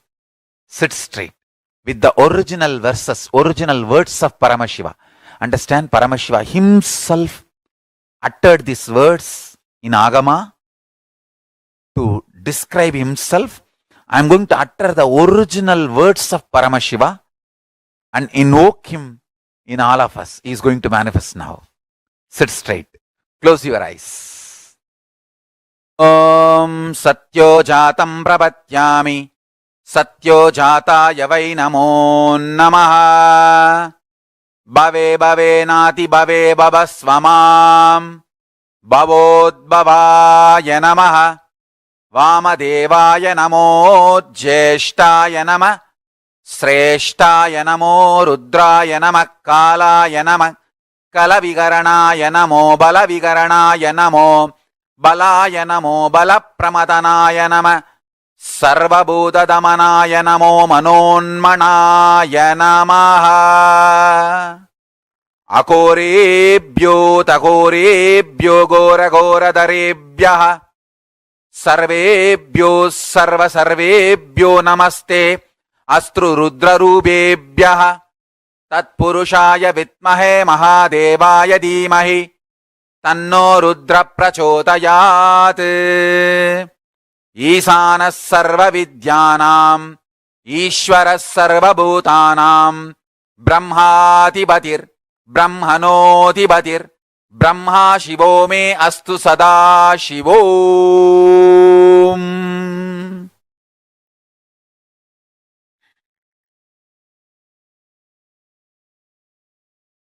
Meditate on Paramashiva with 25 heads.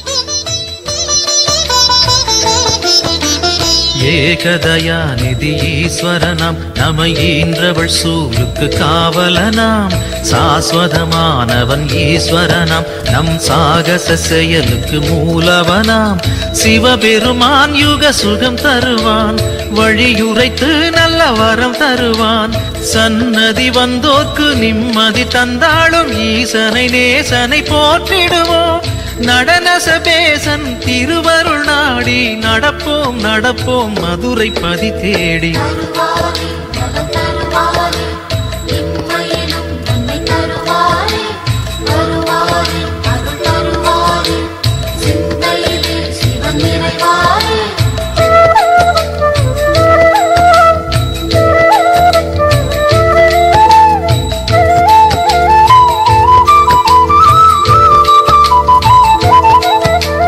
நஞ்சுண்டநாதர் Sivan போற்றி, அந்த சந்தியா காலத்து சனி போற்றி, நவசந்தி தாண்டவ குரு போற்றி, அந்த மகா பிரதோஷ நாள் போற்றி, தேய்பிரையில் அந்த வளர்பிரையில் தேடிச் சென்றால் அருள் கூடிடுமே.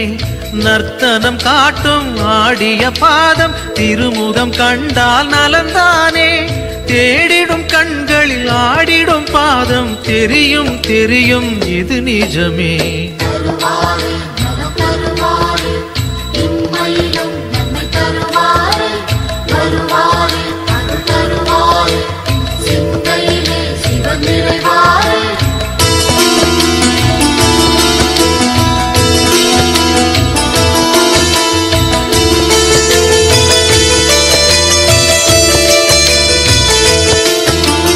கனலென மூழ்வது சிவன் தேகம், பெரும் கருணைக்கு ஈடு அவனாகும். ஐந்தனானது பிரதோஷம், நல்ல சுபிட்சத்தை அருள்வது பிரதோஷம். பௌர்ணமியில் சிவ பூஜை செய்தால் சிவனவனின் அருள் நம்மை சேரும். ரிஷபத்தில் தோன்றும் ஈஸ்வரன் கோலம் பார்த்திட கூடிடும் சந்தோஷம். திருநீரு பூசி திரிசூலம் தாங்கி இறைவன் அருள்வான் கோடி வரமேந்தி.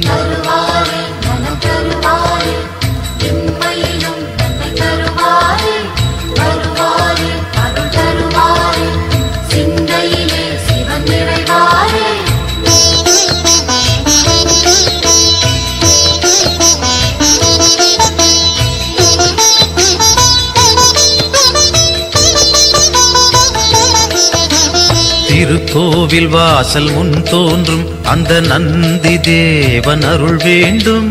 பிரதோஷ காலம் வரும் நேரம் அவன் திருவருள் யாவும் கை கூடும். எம்பெருமான் வரும் வாகனமே எப்பொழுதும் நம் துணை வருமே. முன் நின்று நந்தியின் காதினில் கூறிடும் செய்திகள் சிவனது செவி சேரும். இம்மையில் நலம் தரும் சிவனது அருளால் எடுத்த செயல் யாவும் ஏற்றம் பல காணும்.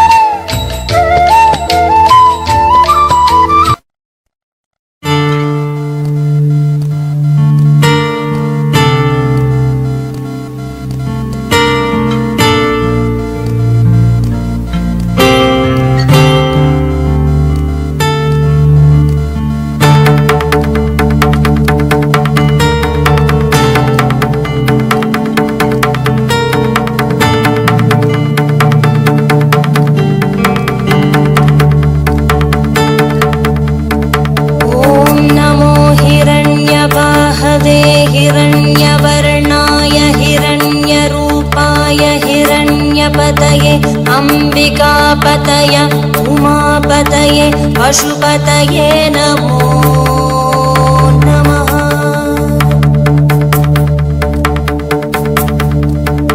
ॐ नमो हिरण्यबाहवे हिरण्यवर्णाय हिरण्यरूपाय हिरण्यपतये अंबिकापतये उमापतये पशुपतये नमो नमः।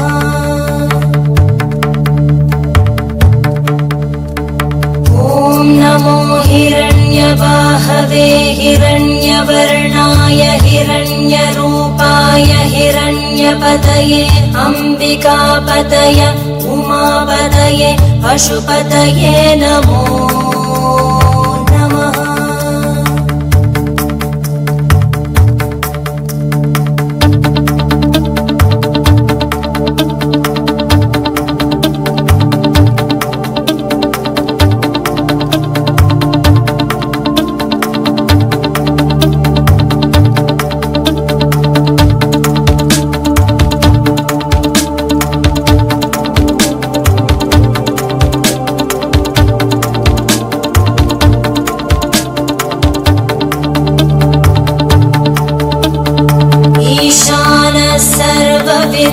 सर्वभूतानाम् ईश्वरः सर्वभूतानां ब्रह्माधिपति ब्रह्मणोऽधिपति ब्रह्मा शिवो मे अस्तु सदा शिवो।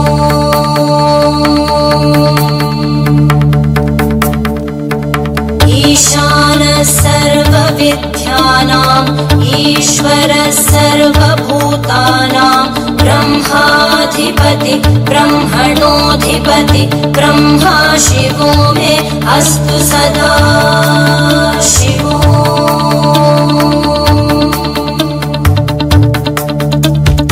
ईशानः सर्वविद्यानाम् ईश्वरः सर्वभूतानां ब्रह्माधिपति ब्रह्मणोऽधिपति ब्रह्मा शिवो मे अस्तु सदा शिवो।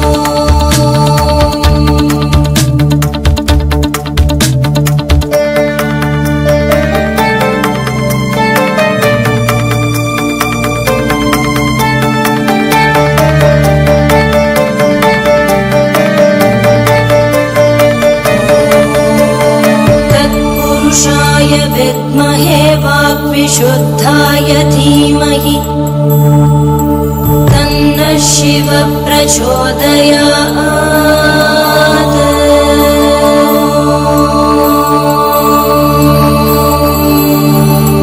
महादेवाय विद्महे रुद्रमूर्तये धीमहि तन्नः शिवः प्रचोदयात्।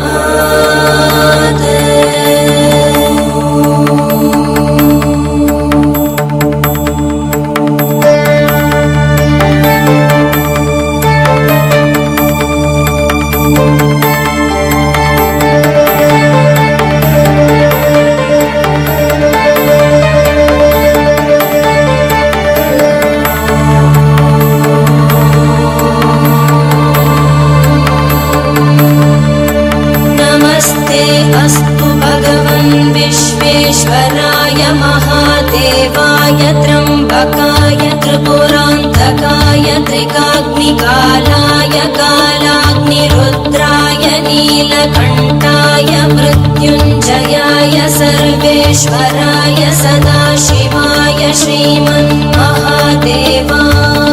नमः।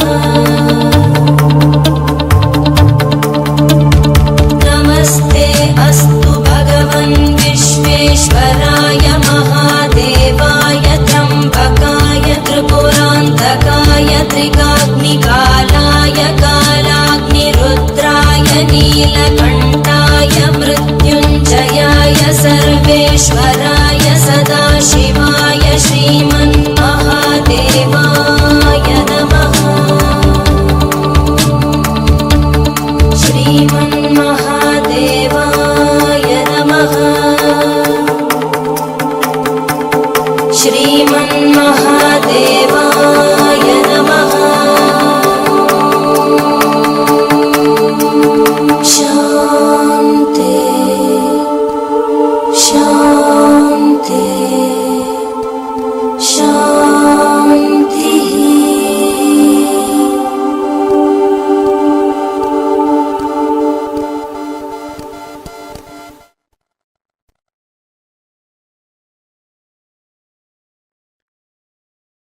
ॐ सत्यो जातं प्रपद्यामि सत्यो जाताय वै नमो नमः। भवे भवे नाति भवे भवस्व मां भवोद्भवाय नमः। वामदेवाय नमो ज्येष्ठाय नमः श्रेष्ठाय नमो रुद्राय नमः कालाय नमः कलविकरणाय नमो बलविकरणाय नमो बलाय नमो बलप्रमदनाय नमः सर्वभूतदमनाय नमो मनोन्मनाय नमः। अकोरेभ्यो तकोरेभ्यो घोरघोरधरेभ्यः सर्वेभ्यो सर्वसर्वेभ्यो Namaste astu rudrarupebhyah tatpurushaya vitmahe mahadevaya dhimahi tanno rudra prachodayat. Isanas sarva vidyanam Ishvaras sarva bhutanam Brahmadipati Brahmanodipatir Brahma Shivo me astu Sadashivom.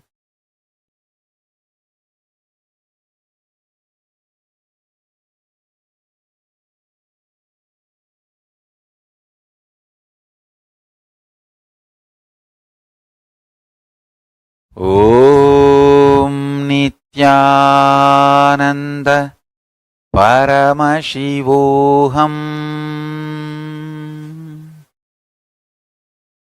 I bless you all to manifest Paramashiva. I'll continue in the further satsangs to explain each of the murtis, Sadashiva Murti, Tatpurusha Murti, Ishana Murti, Vamadeva Murti, Ahora Murti, and take you to the deeper levels of Paramashiva's experience. So now, don't miss the satsangs, next satsangs. That's one. Second, essence of today's satsang is universe is not obligated to make sense to us. Only we are supposed to be making sense to universe. And declare this to Paramashiva, your surrender and integrity. Request him to manifest in you and your life. So with this, I bless you all. Let's all radiate with integrity, authenticity, responsibility, enriching, causing, living Shuddhatvaita Saivam, Paramashivoham, the eternal bliss, Nithyananda. Thank you. Be blissful.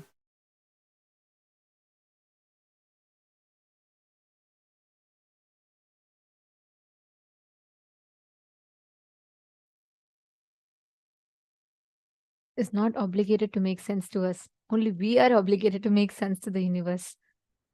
That one line has tons of layers and layers and layers of meaning for us to contemplate and understand.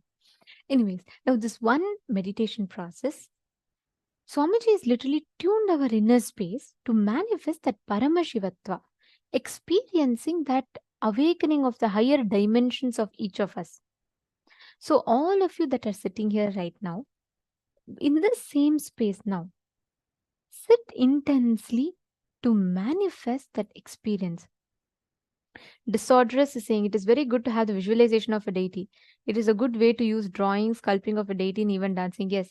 And like Swamiji said, when you visualize a deity, the dhyana shloka, and when you start drawing just by the visualization, what you ferment in your inner space, listen very carefully. Today, so many people draw. They visualize, like they draw celebrities and they visualize different things and draw. The more and more they're contemplating on something, right? That becomes a part of their inner space. That is why it is important what you meditate upon. If you constantly meditate upon a person who goes through their ups and downs, their ups and downs will affect you. In those days, in earlier on, all our activities used to only be centered on the divine. You're drawing, draw the divine. Sculpting, sculpt the divine. Everything, some way or the other, was centered on the divine because that doesn't have any human attribute or quality. So how much ever you meditate on the divine, you're only going to become the divine. When they sculpt the deity, the dhyana shloka they listen to, it's so beautifully, each form is described, right? Like Shodashabda Yutam Kantam Suprasannam Smitananam, where the eternally 16 having such a sweet smile like that, and it describes he sits on the white lotus, and the Mantra Simhasanasinam, where he's sitting on this thing. So each aspect of Parameshwar is so beautifully described. Like for Devi, when they say Sindura Runa Vigraham Trinayanam Manikya Mauli Spurat Taranayaka Shekharam Trinayanam, each one is so beautifully described. So when you meditate on that, what happens? you automatically start constantly visualizing that form in your inner space. Automatically, you expand, you grow. Today, all entertainments, look, all the entertainments, it's all bringing you back to cinema. Everything is around that. So, what happens? Even a child, for its recreation, for its free time, it goes back to YouTube, surfs on YouTube. And all these content is constantly consumed. What happens? The inner space is meditating on only these things. Naturally, that is what becomes a reality because that's what they're fermenting inside them. All our life, what you ferment in your inner space, that's what you will manifest as reality. It is very important to know, to be conscious of what you're fermenting. If you ferment in your inner space, if you constantly cherish human emotions, violence based games, thinking, then that violence gets instilled in your system. If you cherish inside your inner space constantly the life positive, powerful, life positive cognitions, then that's what becomes a reality for you. So it really matters based what we are thinking, what we contemplate, what we learn. Are all of you understanding? Okay, today we have a very, very powerful initiation. We request all the participants to invite your friends, family members. Like Swamiji said, today we'll be having this exclusive session on Charya Pada, Kriya Pada, Yoga Pada, Jnana Pada. And moreover, we will be having this very special initiation where we'll be getting initiated into experiencing, awakening the subtle brain grooves in us. And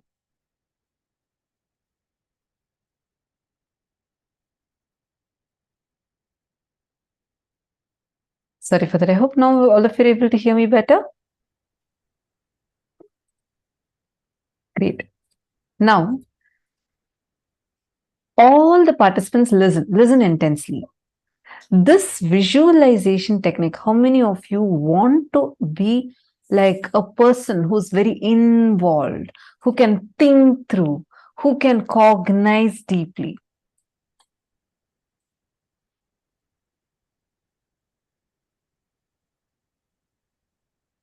This practice of visualization, visualizing, just try this practice that Swamiji has given us, visualizing the 25 heads of Paramashiva.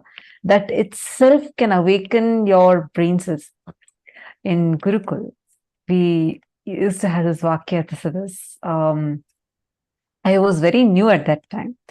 And I always thought that these higher level truths, higher level cognitions, people who are much senior to me, and people who have been listening to these, they can talk. But I used to feel like, I may not be able to cognize these. And because when I entered Gurukul, kids as young as 6-year-old, 7-year-old, they sit and talk about consciousness, how the consciousness is ever expanding, cosmos does not have an end, and talk about what is ultimate but not final. And like, it's something, it is so beyond me. I used to think like, oh my God, all these kids are so intelligent in Gurukul. This is when I came like totally new. I was completely new. I did not know about Swamiji. I did not know about any of Swamiji's teachings. Even the basic 4 tattvas about integrity, authenticity, responsibility, enriching, I learned only after like coming and joining Gurukul. I did not know about any of these before. So it was like, I had this fear in me, like as to, I may not be able to grasp the kind of things, how the other kids are all talking. I shouldn't even use the word fear, but more like a cognition in me. Few days later, we had, like Swamiji was talking in satsang about Vakyatasadas, the importance of Vakyatasadas, where you actually, it's more like it's not exactly a debate. In debate, there are 2 teams. One team tries to prove what the other team tells is wrong and tell their points. That's the way usual debates happen.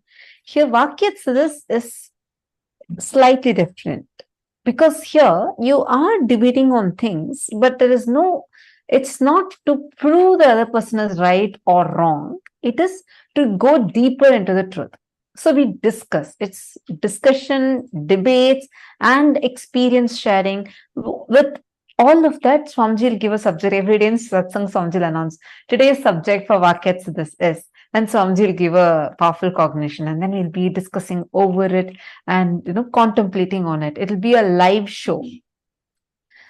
So when Swamiji started, when initially started about Nithyananda has posted, I remember it too, especially on Upanishads. Yes, I'm talking about the Upanishads time. That's my favorite time, one of my favorite times, Ishavasya Upanishad. So we were just learning about Ishavasya Upanishad in Gurukul.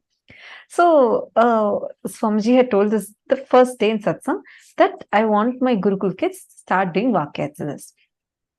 Like, okay, probably, there are kids who've been very senior to me. They've been here for like so many years. They're going to be starting the Vakyas. I really did not even cognize like I'm going to be a part of it or anything. So happily, I'm sitting and eating dinner with all of us eat dinner together. We all were sitting in the dinner hall. Then like happily, I'm getting my dinner plate and I'm like eating. And suddenly the mentor who was choosing, she came and she announced first, she gave the context of what Vakyats this is. And first person she's choosing was me. I was like shocked. I said, no, I don't think I can do it. She said, don't talk anything, just take your plate and go assemble over there, like settle down there. I was so afraid. I was like, oh my God, what? Why am I being chosen? And like the first person. And then many other kids were also chosen. This is like one batch of kids were chosen.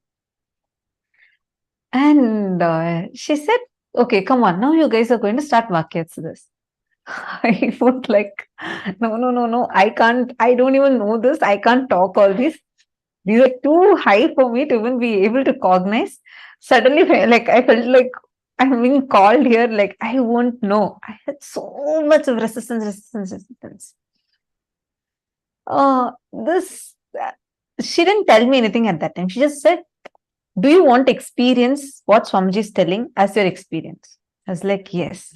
Then she said, just sit, Swamiji will flow through you and talk. Okay, so we were all still sitting here in the hall.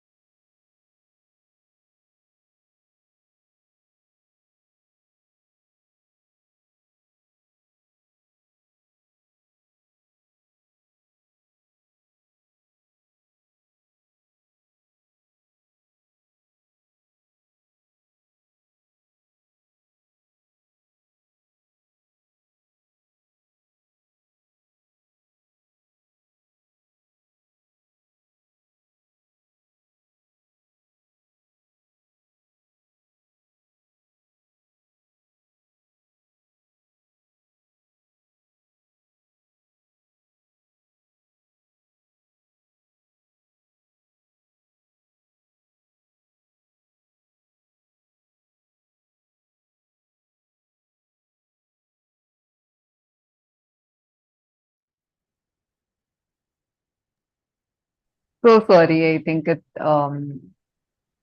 we had a small technical glitch. Now I hope all of you are able to hear me. Okay, I was just sharing about so I think I'll continue from where I left. We were all sitting, so my mentor came and asked me in Gurukul. She asked me, don't you want to experience it? And I was like, yeah, I want to also experience. She's like, just sit, Swamiji will flow through you. I was like, okay, fine. And we all were sitting. So that time, I was sitting in the hall, like the meditation hall, where we also, like, there's dinner hall, and then that's where we all discuss, where workshop and all happens. So I'm sitting there with the other kids. All of a sudden, Swamiji walks in. And Swamiji says, come on, you guys should start live shows. I am like, what? Live shows?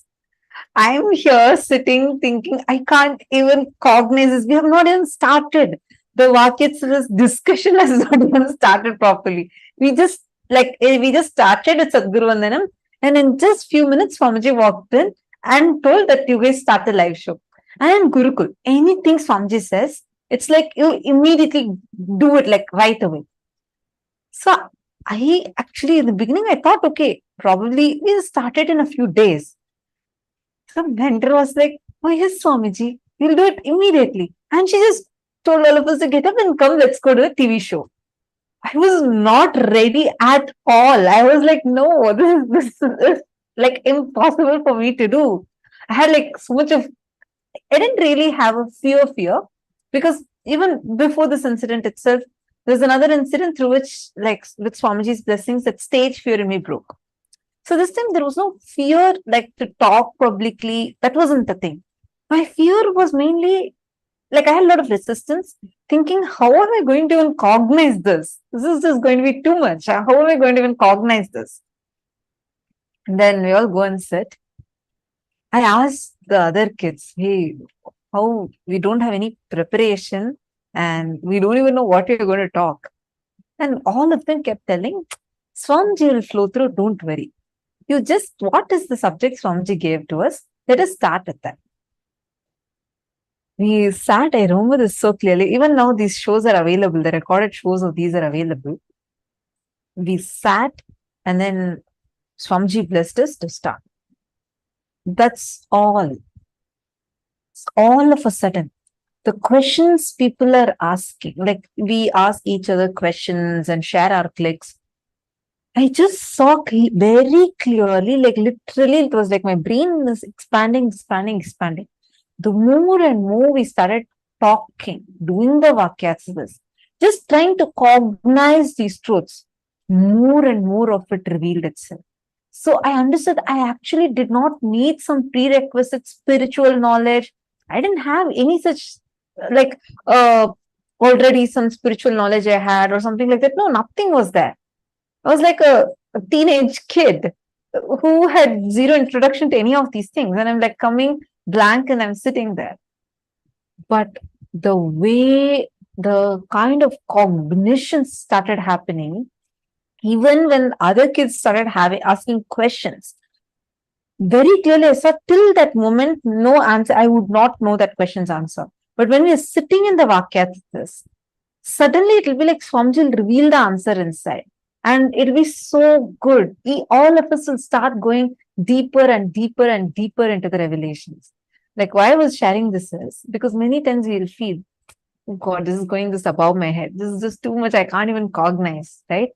Every time you feel that, start having a Vakyasas. Start asking questions. Start sharing your clicks. Then if someone is asking you another question, answer to them. Tell, this is what is my understanding. See, one other fear we all go through is, how do I know if my understanding is right? How do I know if this is the right thing that I'm even supposed to understand from this? All that cognitions, leave it aside. Just understand this one thing. Inside of you, be very, very, very clear going forward, whatever clicks and cognitions you're getting, start posting it here and start interacting with that. Meaning, you start asking your questions on that, start sharing your clicks on that. Suddenly, you will see, you will become like your brain will open up so much. You'll you'll feel like, oh my God, this is just expanding, expanding, and expanding. Like, try cognizing infinity. Every cognition Swamiji tells in satsang, try it. Like, just play with those cognitions. You will see how suddenly you'll, even before Swamiji reveals something in the satsang, you will feel like Swamiji has already revealed that to you inside of you. How many of you here already had this as an experience? Understand, all of you, that is because your brain is expanding along with the consciousness. See, many of you posting, yes, me, I have had it. Yes, yes, yes. Understand? It's only because you see, now use this time to start cherishing more and more of the powerful cognitions. Like when you're listening in satsang, when Swamiji is saying that cognize that 25 heads of Paramashiva, really sit and cognize it. Take some time to sit and actually visualize it. You will see the amazing impact it will have on your brain and how powerfully you'll feel so much of expansion, expansion, expansion.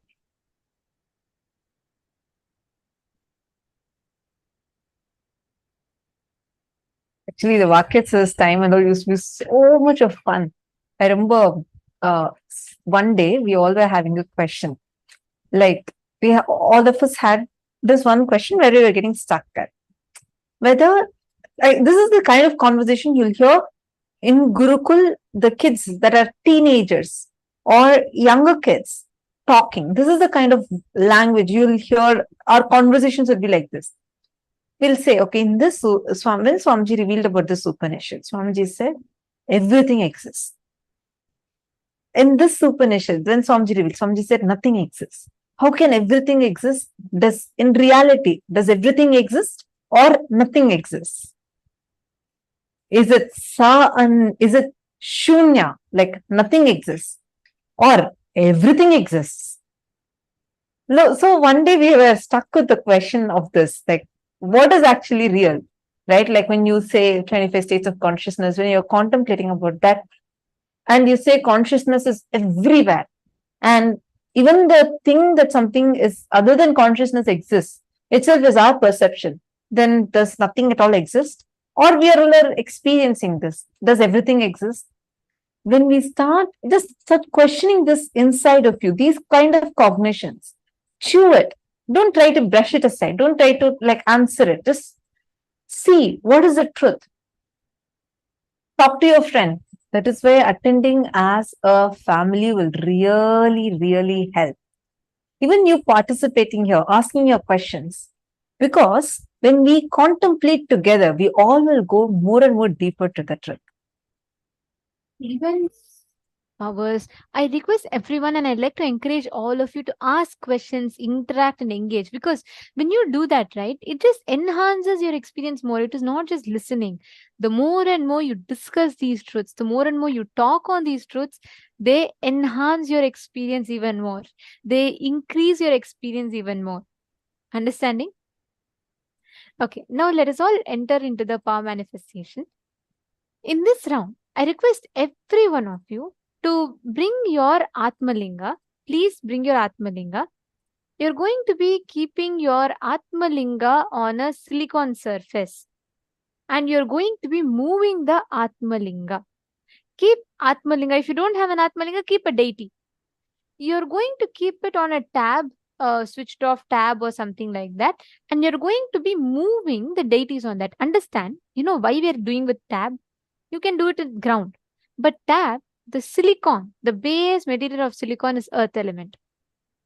That has the ability to receive your instruction and amplify it to the matter.